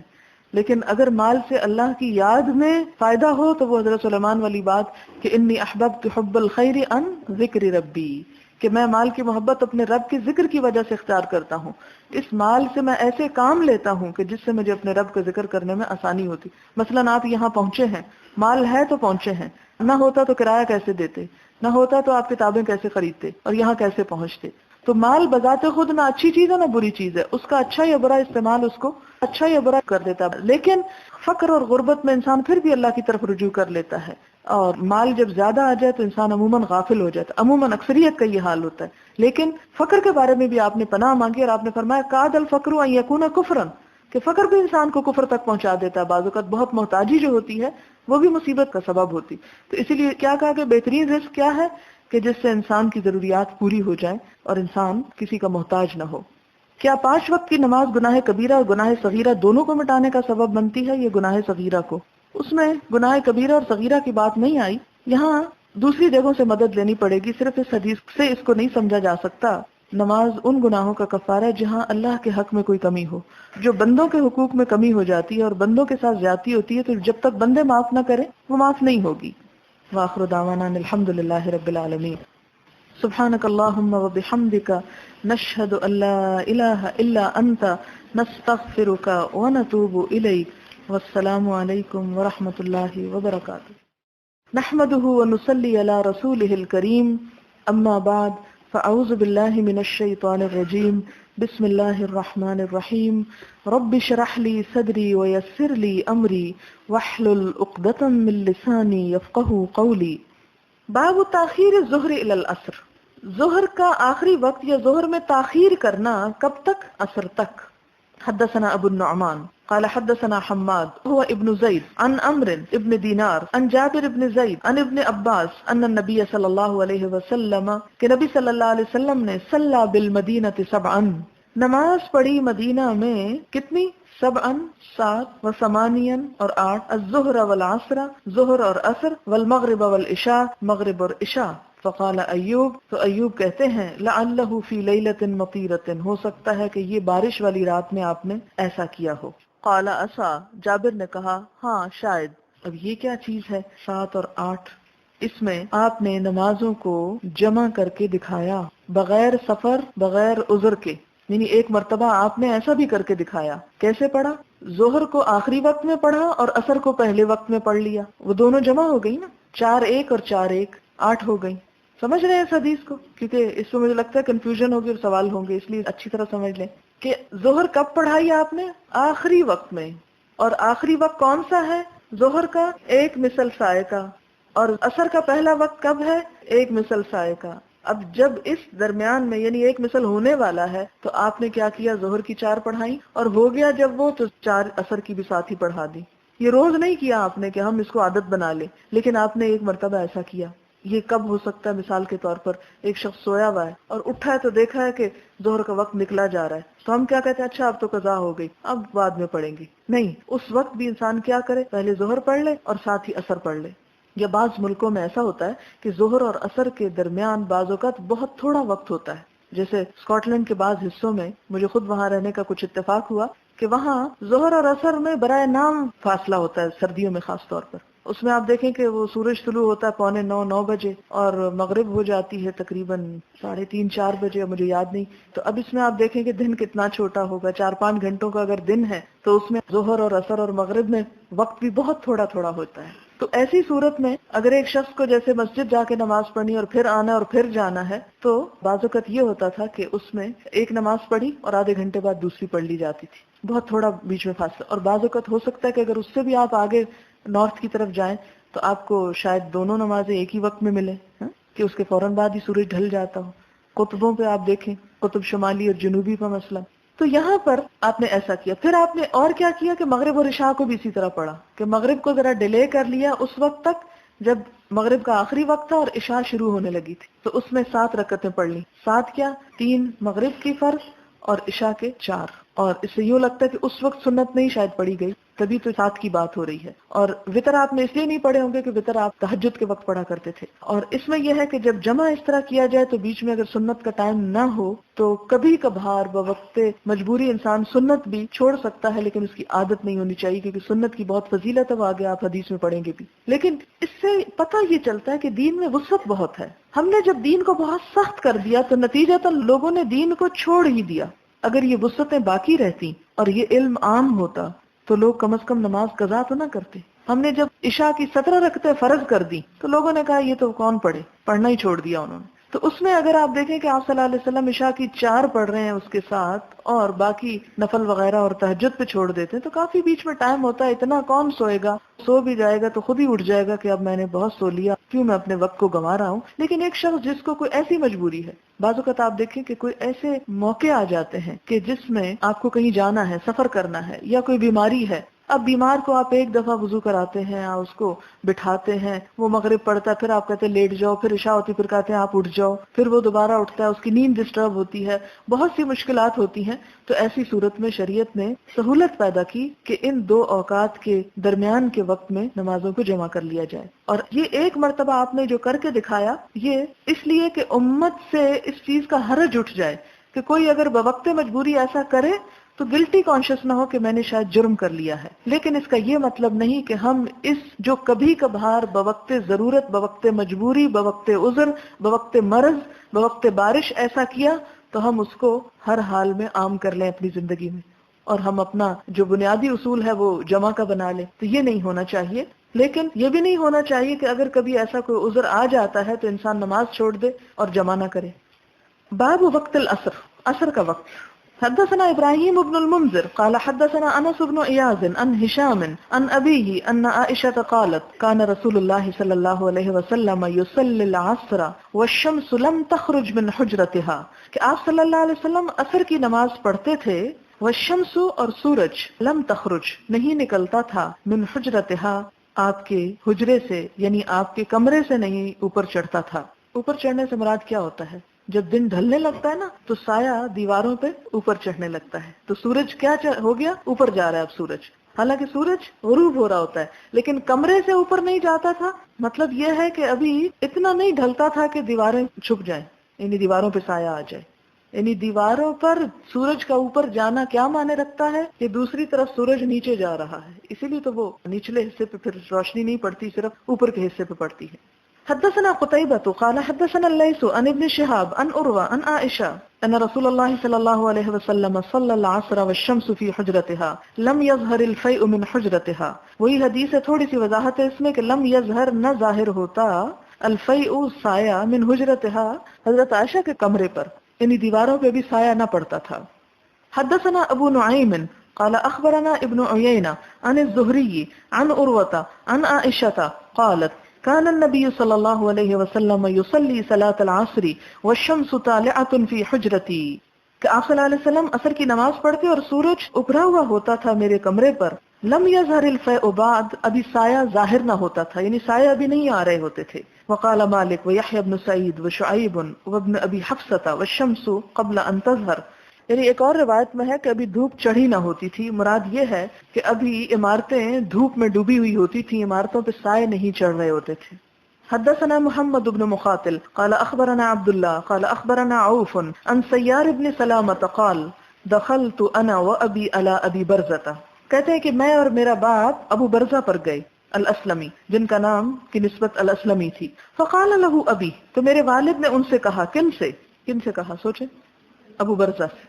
کیف کان رسول اللہ صلی اللہ علیہ وسلم، کہ کس طرح تھے نبی صلی اللہ علیہ وسلم، یصلی نماز پڑھتے، المکتوبۃ فرض، یعنی فرض نمازیں آپ کیسے ادا کرتے تھے. فقال، تو وہ کہتے ہیں، ابو برزہ کہتے ہیں، کان یصلی الحجیرہ، پڑھتے تھے ظہر کی نماز، التی تدعونها الاولی، جس کو تم اولا کہہ کے پکارتے ہو، حین، جس وقت تضحد الشمس، ڈھلتا تھا سورج ڈھلتے ہی پڑھ لیتے تھے، یعنی بالکل ابتدائی وقت میں. اور یہ ہو سکتا ہے کہ سردیوں میں ایسا کرتے ہوں، کیونکہ گرمیوں میں تو بار بار تاکید کی کہ ذرا تھوڑا اور ٹھہر جاؤ، کیونکہ گرمیوں میں دن بھی لمبے ہوتے ہیں، اس لیے ٹائم بھی زیادہ ہوتا ہے. سردیوں میں دن چھوٹے ہوتے ہیں، ٹائم کم ہوتا ہے. اس لیے اس میں تاخیر کی گنجائش نہیں ہوتی، جبکہ گرمیوں میں گرمی کی شدت کی وجہ سے، وقت کی زیادتی کی وجہ سے، یعنی کثرت کی وجہ سے تھوڑی تاخیر کرنا جو ہے اس کی اجازت ہے۔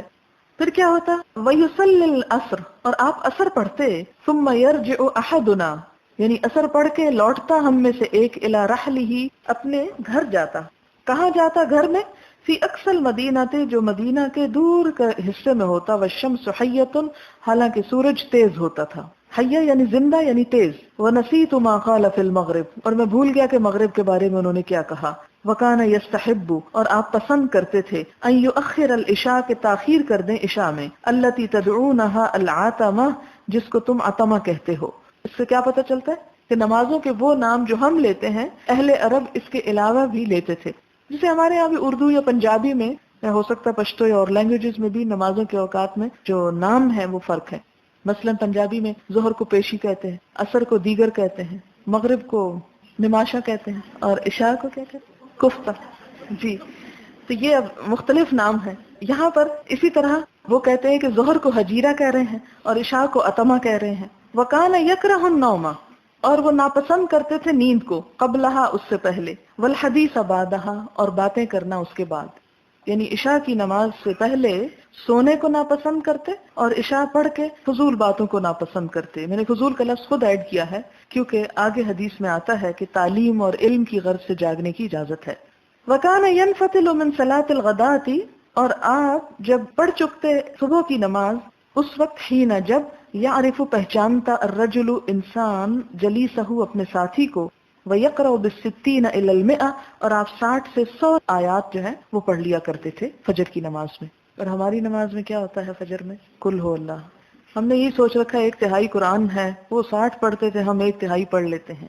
حدثنا عبداللہ ابن مسلمۃ عن مالک عن اسحاق ابن عبداللہ ابن ابی طلحۃ عن انس ابن مالک قال كنا نصلي العصر ثم يخرج الانسان، کہ ہم عصر پڑھتے تھے پھر نکلتا تھا انسان، الی بنی عمرو بن عوف، بنو عمرو بن عوف کی طرف، اور یہ قباء میں ایک جگہ تھی، ایک محلہ تھا، فنجدہم یصلون العصر، تو ہم پاتے ان کو کہ وہ بھی نماز پڑھ رہے ہیں، یعنی وہ ذرا دیر میں اپنی نماز پڑھتے، اپنی تجارت اور زراعت کے دھندوں وغیرہ سے فارغ ہو کے، یعنی حضور صلی اللہ علیہ وسلم کی مسجد میں جلدی ہو جاتی تھی اور دوسری مسجدوں میں ذرا دیر۔ اس لیے آپ دیکھیں کہ بہت سے لوگ اس میں بڑے جذبت کرتے ہیں، یہ کیا ایک دفعہ اذانیں شروع ہوتی ہیں ختم ہونے کا نام نہیں لیتی۔ کوئی بات نہیں، گنجائش جب ہے تو جو جس وقت دل چاہے کرے، لیکن اول وقت پڑھنا جو ہے وہ باعث فضیلت ہے، جبکہ جواز تاخیر کا بھی ہے۔ تو اب ایک شخص ہے وہ جواز کو لیتا ہے اور ایک جو ہے وہ فضیلت کو لیتا ہے، آپ جو چاہیں لے لیں۔ حدثنا ابن مقاتل قال اخبرنا عبد الله قال اخبرنا ابو بكر بن عثمان بن سهل بن حنيف قال سمعت ابا امامة يقول صلينا مع عمر بن عبد العزيز الظهر، ابو امامہ کہتے ہیں کہ ہم نے ظہر کی نماز حضرت عمر بن عبد العزیز کے ساتھ پڑھی، ثم خرجنا، پھر ہم نکلے، حتی دخلنا علی انس بن مالک، یہاں تک کہ ہم حضرت انس بن مالک کے پاس گئے، فوجدناہ، تو پایا ہم نے ان کو، یصلی العصر، کہ وہ اس وقت عصر پڑھ رہے ہیں، یعنی جب یہ ظہر پڑھ کے نکلے تو وہ عصر بھی شروع کر چکے تھے۔ فقلت یا میں نے کہا اے چچا، ما هذه الصلاۃ، یہ کیا نماز ہے، التی صلیت، جو آپ نے پڑھی، قال العصر، فرمایا یہ عصر ہے، وهذه صلاۃ رسول اللہ صلی اللہ علیہ وسلم، اور یہ نبی صلی اللہ علیہ وسلم کی نماز ہے، التی كنا نصلی معه، جو ہم آپ کے ساتھ پڑھا کرتے تھے۔ اور آپ کو معلوم ہے حضرت انس 10 سال کی عمر سے حضور صلی اللہ علیہ وسلم کے ساتھ رہتے تھے، تو ان کی روایت جو ہے پھر دوسری روایات کے مقابلے میں زیادہ بہتر ہوگی، کہ جس سے کیا پتہ چلتا ہے کہ اول وقت میں آپ کی نماز کا اہتمام ہوتا تھا، جبکہ آپ نے اجازت اور رخصت ذرا تاخیر سے بھی دی ہے۔ تو انسان اگر کوئی مجبوری ہو یا کوئی مشکل ہو یا کوئی ایسا مرحلہ یا معاملہ یا کام درپیش ہو تو ذرا تاخیر کر سکتا ہے، نماز اس کی ہو جائے گی، لیکن بلا وجہ بلا عذر جان بوجھ کے تاخیر کرتے جانا، دیر دیر سے پڑھنا، اس کو آپ صلی اللہ علیہ وسلم نے پھر حتیٰ کہ بہت ہی دیر سے پڑھنا اس کو منافق کی علامت کہا، کہ جب پڑھنی ہی ہے یا تو یہ نہ ٹل جائے، تو ٹالنے کا مطلب کیا؟ ٹالتے تو منافق تھے کہ نماز کے لیے آتے ہیں وہ ہم کو سالہ، سستی کر کر کے۔ انسان ہے نا، انسانوں سے سستی بھی ہو جاتی ہے، کمی بیشی بھی ہو جاتی ہے، اس کی گنجائش نکلتی ہے، لیکن اسے اپنی عادت بنا لینا اور روزمرہ کے معمول میں شامل کر لینا، کہ اول وقت میں تو زندگی میں ایک آدھ دفعہ ہی پڑھی ہو اور تاخیر میں ہی ساری زندگی گزر جائے، تو یہ ناپسندیدہ چیز ہے۔ حدثنا ابو اليمان قال اخبرنا شعيب عن الزهري قال حدثني انس بن مالك قال كان رسول الله صلى الله عليه وسلم يصلي العصر والشمس مرتفعة حية، کہ آپ صلی اللہ علیہ وسلم عصر پڑھتے اور سورج بلند ہوتا تھا، تیز ہوتا تھا، فَيَذْهَبُ الذَّاهِبُ إِلَى الْأَوَالِي، جانے والا چلا جاتا اوالی کی طرف. اوالی مدینہ کے اطراف پر بلندی پہ واقع کچھ علاقے ہیں. بعض کہتے ہیں کہ یہ 6 میل کے فاصلے پر ہے، یعنی 6 میل دور تک چلا جاتا تو بھی سورج یلو نہ ہوتا. فَيَأْتِيهِمْ وَالشَّمْسُ مُرْتَفِعَةٌ، ان کے پاس پہنچ جاتے، یعنی 6 میل فاصلہ طے کر کے چلے جاتے، ابھی بھی سورج بلند ہوتا، تیز ہوتا. وَبَعْضُ الْأَوَالِي مِنَ الْمَدِينَةِ عَلَى 4 أَمْيَالٍ، اور بعض جو اوالی ہیں یعنی کچھ تو 6 پر ہیں اور کچھ کیا ہیں 4 میل پر بھی ہیں، او نحوہ، یا اس جیسے، یعنی 4 ہو یا 5 ہو یا 6 میل ہو. مراد یہ ہے کہ اتنا فاصلہ طے کرنے کے بعد جو کم از کم آدھے پون گھنٹے میں ہی طے ہو سکتا ہے، اگر کوئی تیز سے تیز بھی چلے تو بھی ابھی دھوپ پیلی نہیں پڑتی تھی. حدثنا عبد الله بن يوسف قال اخبرنا مالك عن ابن شهاب عن انس بن مالك قال كنا نصلي العصر. انس بن مالک کہتے ہیں کہ ہم عصر پڑھ لیا کرتے تھے. ثم يذهب الذاهب منا الى قباء، پھر جانے والا ہم میں سے قباء چلا جاتا. آپ کو اتنا تو اب معلوم ہے، باقی اوالی وغیرہ کو شاید آپ نہ سمجھ سکیں، لیکن مسجد نبوی سے قباء کا علاقہ کافی فاصلے پر ہے کہ جانے والا قباء پہنچ جاتا. فیاتیہم، ان کے پاس آتا. والشمس مرتفعۃ، حالانکہ سورج بلند ہوتا تھا، یعنی سورج ابھی ویسا ہی ہوتا تھا. باب اسم من فاتتہ العصر، باب گناہ اس شخص کا جس سے عصر کی نماز فوت ہو جائے. فاتت، فوت ہو جائے، یعنی جو اثر نہ پڑے اس کی سزا کیا. حدثنا عبد الله بن يوسف قال اخبرنا مالك عن نافع عن ابن عمر ان رسول الله صلی اللہ علیہ وسلم قال، آپ نے فرمایا، کس نے؟ نبی صلی اللہ علیہ وسلم نے. الذی، وہ شخص، تفوتہ صلاۃ العصر، کہ فوت ہو جاتی ہے اس سے عصر کی نماز. کا انما، گویا کہ، وہ تیرا، لٹ گیا، چھن گیا، ہلاک ہو گیا. اہلہ و مالہ، اس کا گھر بھی اس کا مال بھی. یعنی جس نے اثر نہ پڑی اس کا نقصان کتنا ہوا، یہ نہیں کہ اس کے 10,000 میں سے 1,000 گم ہو گیا، اس کا سارا مال اور اس کے گھر والے ہلاک برباد ہو گئے. اتنا بڑا غم ہے، وہ اتنا بڑا نقصان ہے ایک عصر کی نماز چھوڑنے کا. تو اس سے آپ اندازہ کریں کہ جو نمازوں پہ نمازیں چھوڑتے چلے جائیں اور کچھ بھی ان کے دل پہ نہ بیتے، پھر وہ کیا بچائے ہوئے ہیں، کیا رکھے ہوئے ہیں. خواہ دنیا میں بے شمار مرتبہ اور مقام اور مال و دولت بھی انسان کے پاس ہو تو بھی اس کو فائدہ نہیں دے سکتی یہ سب چیزیں اگر اللہ کے ہاں سب کیا وہ دھرا برباد ہو چکا ہو. قرآن پاک میں آتا نا، لَن یَتِرَکُمْ اعمالکم، سورۃ محمد میں، نہ کم کرے گا نہ ضائع کرے گا. تو یہاں پر وہ تیرا ضائع ہو گیا، برباد ہو گیا، یہ معنی ہے. باب من ترک العصر، باب جو عصر کی نماز چھوڑ دے. حدثنا مسلم بن ابراہیم قال حدثنا ہشام قال حدثنا یحیی بن ابی کثیر عن ابی قلابہ عن ابی الملیح قال كنا مع بریدہ. ابو قلابہ کہتے ہیں ابو الملیح سے کہ ہم تھے بریدہ کے ساتھ. کہاں؟ فی غزوۃ، ایک غزوے میں. فی یوم، ایک دن. ذی غیم، بادلوں کے، یعنی سایہ تھا، ابر کا دن تھا، جیسے آج کل اکثر بادل آ جاتے ہیں اور دھوپ کا کچھ سمجھ نہیں آتی. فقال، تو انہوں نے کیا کہا؟ انہوں نے کہا بکروا بصلاۃ العصر، جلدی کرو نماز عصر میں، یعنی اس انتظار میں نہ رہو کہ ابھی سورج نکل آئے گا تو پھر پڑھیں گے، جلدی پڑھ لو. فإن النبی صلی اللہ علیہ وسلم قال، کیونکہ نبی صلی اللہ علیہ وسلم نے فرمایا، من ترک صلاۃ العصر، جس نے عصر کی نماز چھوڑ دی، فقد حبط عملہ، اس کا عمل برباد ہو گیا. اسی لیے قرآن پاک میں ایک جگہ پر آتا نا، حافظوا علی الصلوات والصلاۃ الوسطی، کہ نمازوں کی حفاظت کرو اور خاص طور پر عصر کی نماز کی، کیونکہ اس وقت انسان دن کے اینڈ میں اپنے کام وائنڈ اپ کر رہا ہوتا ہے، ایسی مصروفیات ہوتی ہیں، لوگ میل ملاقات کے لیے آ جاتے ہیں اور عموماً نماز ڈیلے ہو جاتی، یا دن بھر کے تھکے ہوئے لوگ سو جاتے ہیں اور نماز کو لیٹ کر دیتے ہیں. تو وہ لیٹ کرنا بھی اس کو منافق کی نماز میں آ جاتا ہے، جس کا ایک اور حدیث میں ذکر ہے. باب فضل صلاۃ العصر، عصر کی نماز کی فضیلت. حدثنا الحمیدی قال حدثنا مروان بن معاویہ قال حدثنا اسماعیل عن قیس عن جریر قال كنا مع النبی صلی اللہ علیہ وسلم. جریر کہتے ہیں کہ ہم حضور صلی اللہ علیہ وسلم کے ساتھ تھے ایک دن. فنظر الى القمر لیلۃ، تو آپ نے دیکھا چاند کی طرف، لیلۃ، رات کو، یعنی البدر، 14ویں کے چاند کو. فقال، آپ نے فرمایا، انکم سترون ربکم، کہ انقریب تم دیکھو گے اپنے رب کو. کما ترون ھذا القمر، جیسے تم اس چاند کو دیکھ رہے ہو. لا تضامون فی رؤیتہ، نہ تمہیں زحمت ہوگی اس کے دیکھنے میں. تضامون اس کا روٹ ہے ضاد میم میم دم. دم کا مطلب ہوتا ملنا، ایک پر ایک جڑنا، یعنی دھکم پیل نہیں ہوگی، ایک دوسرے کے اوپر چڑھ نہیں رہے ہوگے.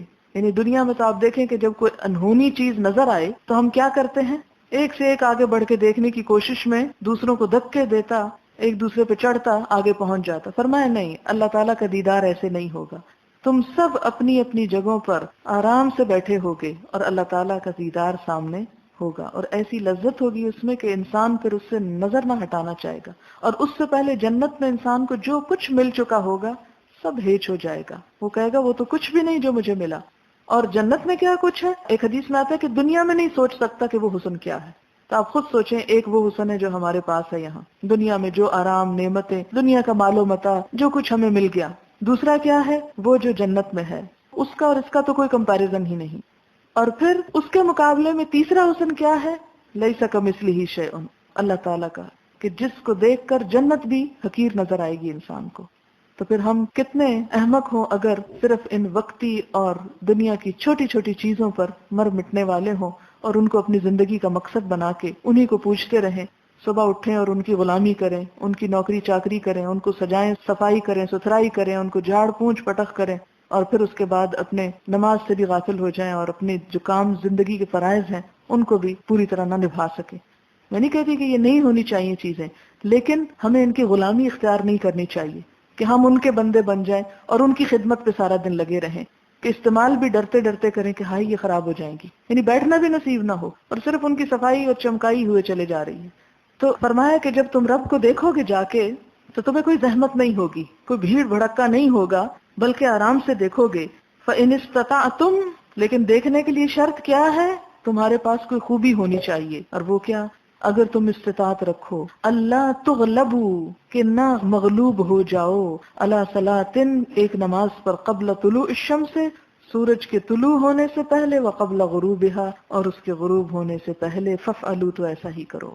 مراد کیا ہے اس حدیث کی؟ کہ جو شخص یہ چاہتا ہے کہ اپنے رب کا دیدار کر سکے، اس لذت سے آشنا ہو سکے، وہ پھر فجر اور عصر کی نماز میں کوتاہی نہ کرے، اس میں مغلوب نہ ہو جائے. کس سے؟ فجر میں مغلوب ہوتا ہے نیند سے، اور عصر میں مغلوب ہوتا ہے دنیا کے کاموں سے، دنیا کے بھیڑ سے. یعنی ان کو چھوڑ کر کسی اور چیز میں مت پھنسو. ثم قرأ، پھر آپ نے یہ آیت تلاوت فرمائی، وَسَبِّحْ بِحَمْدِ رَبِّكَ قَبْلَ طُلُوعِ الشَّمْسِ وَقَبْلَ الْغُرُوبِ، کہ تسبیح بیان کرو اپنے رب کی حمد کے ساتھ طلوع شمس سے پہلے اور غروب سے پہلے. تو یہاں سبح بمانا صلی ہے، تسبیح کرو یعنی نماز میں تسبیح کرو. یہ نہیں کہ اگر کوئی شخص کہ اچھا بستر سے اٹھنا بڑا مشکل ہے، لاؤ تسبیح دے دو، وہ قرآن میں آیا تسبیح پڑھ لو میرے لیے یہی کافی ہے. تو ایسا نہیں ہے. آپ صلی اللہ علیہ وسلم نے نمازوں کا ذکر فرما کے پھر تسبیح کا ذکر کیا، اور تسبیح یہاں نماز کی تسبیح، کیونکہ ہم نماز شروع ہی کس سے کرتے ہیں؟ سبحانک اللہم وبحمدک سے. قال اسماعیل افعلوا لا تفوتنکم، افعلوا کا مطلب کیا ہے؟ کہ نمازیں فوت نہ ہونے دو اپنے سے. جب کوئی انسان فوت ہو جاتا ہے تو ہمارے دل پہ کیا گزرتی ہے؟ ہاں کسی کے بارے میں بھی سنے نا تو فلاں فوت ہو گیا. مثلا آپ دیکھیں آج کے اخبار میں آپ نے امین حسن اصلاحی، جو ایک بہت مشہور مفسر قرآن، ان کے فوت ہونے کا پڑھا ہوگا. اب انہوں نے تفسیر لکھی، پتہ نہیں زندگی میں آپ میں سے کسی نے وہ دیکھی یا نہیں دیکھی، یا پڑھی یا نہیں پڑھی، یا آپ نے ان کے بارے میں کوئی خبر نہیں سنی ہوگی، کبھی سوچا ہی نہیں. لیکن جب ہم یہ سنتے ہیں یا یہ پڑھتے ہیں کہ وہ فوت ہو گیا، تو فوت کا لفظ آتے ہی ہمارے دل پہ ایک بڑی گرانی گزرتی ہے. ہاں کوئی بھی فوت ہو، کسی بچے کے بھی فوت ہونے کی بات تکلیف دہ ہوتی ہے. کیا نماز کے فوت ہونے کی بات بھی تکلیف دیتی کہ ہم کہیں کہ میری نماز فوت ہو گئی؟ اور اگر یہ فوت کا مطلب ہے چانس مس ہو گیا، تو اللہ تعالیٰ کے دیدار کا چانس بھی مس ہو سکتا ہے اور بہت بڑی خیر سے محرومی ہو سکتی ہے. اس لیے خاص طور پر ان دو نمازوں میں احتیاط کی ضرورت ہے. حدثنا عبد الله بن يوسف قال حدثنا مالك عن ابي الزناد عن الاعرج عن ابي هريره ان رسول الله صلى الله عليه وسلم قال، آپ صلی اللہ علیہ وسلم نے فرمایا، یتعاقبون فیکم، آگے پیچھے آتے رہتے، تعاقب کرتے رہتے ہیں تم میں، ملائکتن، کچھ فرشتے، باللیل، رات کے وقت، وملائکتن بالنہار، اور کچھ فرشتے دن کے وقت. یعنی تمہارا تعاقب کرتے رہتے ہیں، پیچھے لگے رہتے ہیں تمہارے. وَيَجْتَمِعُونَ فِي صَلَاةِ الْفَجْرِ، اور جمع ہو جاتے ہیں فجر کی نماز میں، وہ صلاۃ العصر، اور عصر کی نماز میں. یعنی ویسے وہ آگے پیچھے، یعنی ایک جاتا ہے اور ایک آتا ہے. یہ ہے تعاقب کا اصل مطلب، کہ صبح کے وقت کچھ فرشتے آتے ہیں، دن بھر ہمارے ساتھ رہتے ہیں، عصر کے وقت وہ چلے جاتے ہیں، رات کی ڈیوٹی والے آ جاتے ہیں. تو وہ کہاں جمع ہوتے ہیں دونوں؟ ان کا ملاپ کہاں ہوتا ہے؟ ان فرشتوں کا اور ہمارا سب کا اکٹھ کہاں ہوتا ہے؟ عصر اور فجر کے وقت. ثم یعرج الذین باتوا فیکم، پھر چڑھ جاتے ہیں، عروج سے ہے یعرج، الذین وہ فرشتے باتوا فیکم جنہوں نے رات گزاری ہوتی ہے تمہارے درمیان. رات کے فرشتے آسمان پہ چلے جاتے ہیں. فیسألہم پھر وہ پوچھتا ہے ان سے. کون؟ اللہ تعالیٰ. وہو اعلم بہم حالانکہ وہ ان سے بڑھ کے جانتا ہے سب کچھ. کیف ترکتم کس حالت میں چھوڑا تم نے عبادی میرے بندوں کو. فیقولون تو وہ کیا کہتے ہیں. ترکناہم چھوڑا ہم نے ان کو. وہم یصلون اور وہ نماز پڑھ رہے تھے. واتیناہم اور آئے ہم ان کے پاس. وہم یصلون اور وہ نماز پڑھ رہے تھے. اور ہمارے بارے میں کیا کہتے ہوں گے جا کے؟ سو رہے تھے. یہ فرشتے ہوتے کون ہیں؟ ایک تو کہا جاتا ہے کہ حفاظت کے لیے آتے ہیں انسان کی، جیسے آنکھ کی حفاظت کے لیے 7 فرشتے ہیں. پھر اسی طرح اور انسان کے اعمال کی نگرانی کرتے ہیں. کرامن کاتبین عمل لکھنے کے لیے آتے ہیں. تو ہر شخص کے ساتھ شیطان ایک لگا ہو، فرشتے کئی لگے ہوئے ہیں. پھر بھی اگر ہم اسے مغلوب نہ کر سکیں تو حیف ہے ہم پہ. لیکن فرشتوں سے دوستی کریں تو وہ مغلوب ہو نا.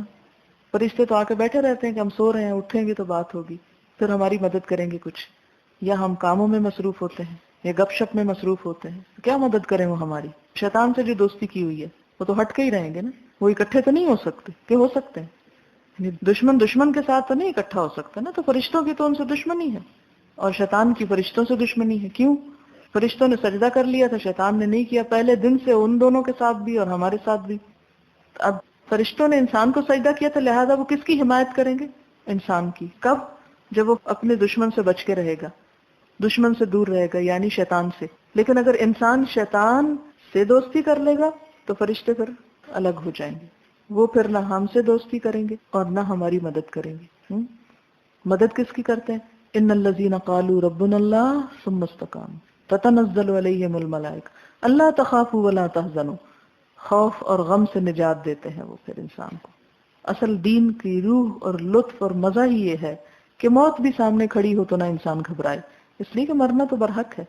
اسی خوف اور غم سے نجات صحابہ کرام کو نصیب ہوئی تھی.